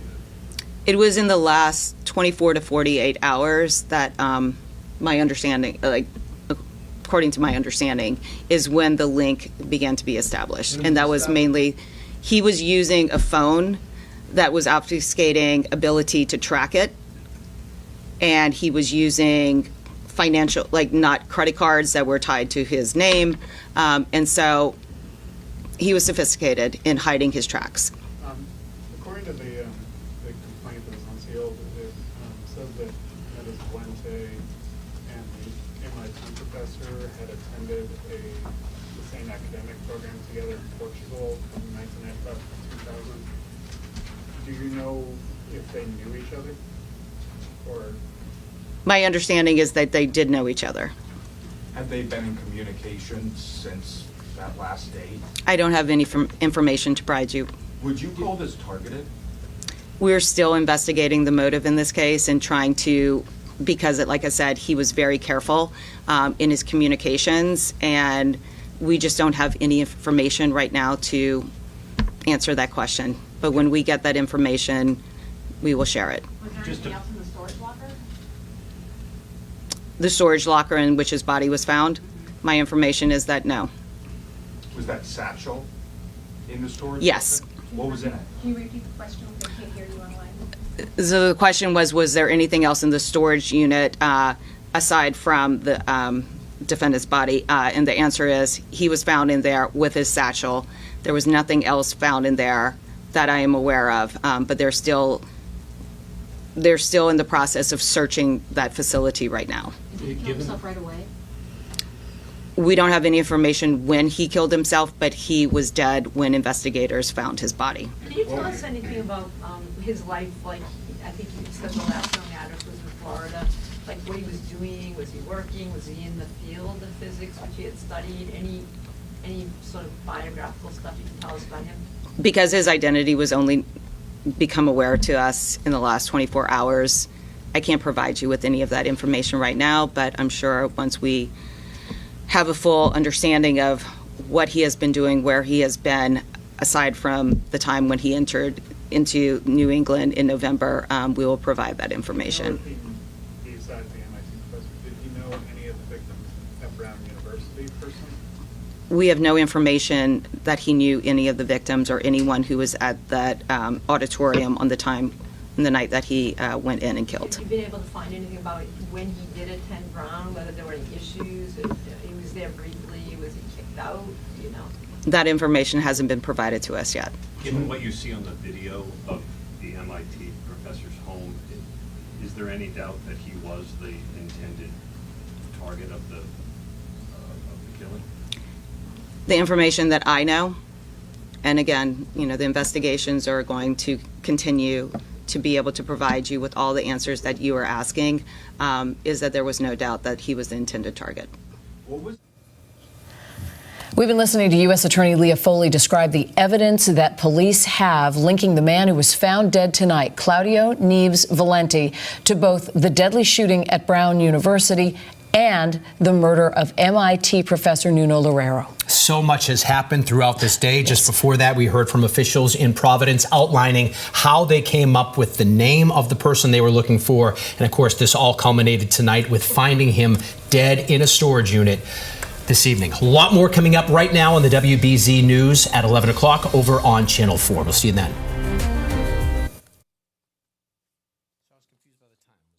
Welcome back to the Daily Report. I'm Lindsay Reiser, live from the CBS Broadcast Center in New York. Here are some additions to our top stories. Officials with the Department of Homeland Security say federal immigration agents have made about 370 arrests in the New Orleans area. The Trump administration launched its immigration enforcement operation, the Big Easy, back on December 3rd. Officials have been targeting several Democratic-led cities as part of an effort to crack down on people suspected of being in the country illegally. CBS News has learned that TikTok has signed a deal to sell its U.S. entity to several American investors.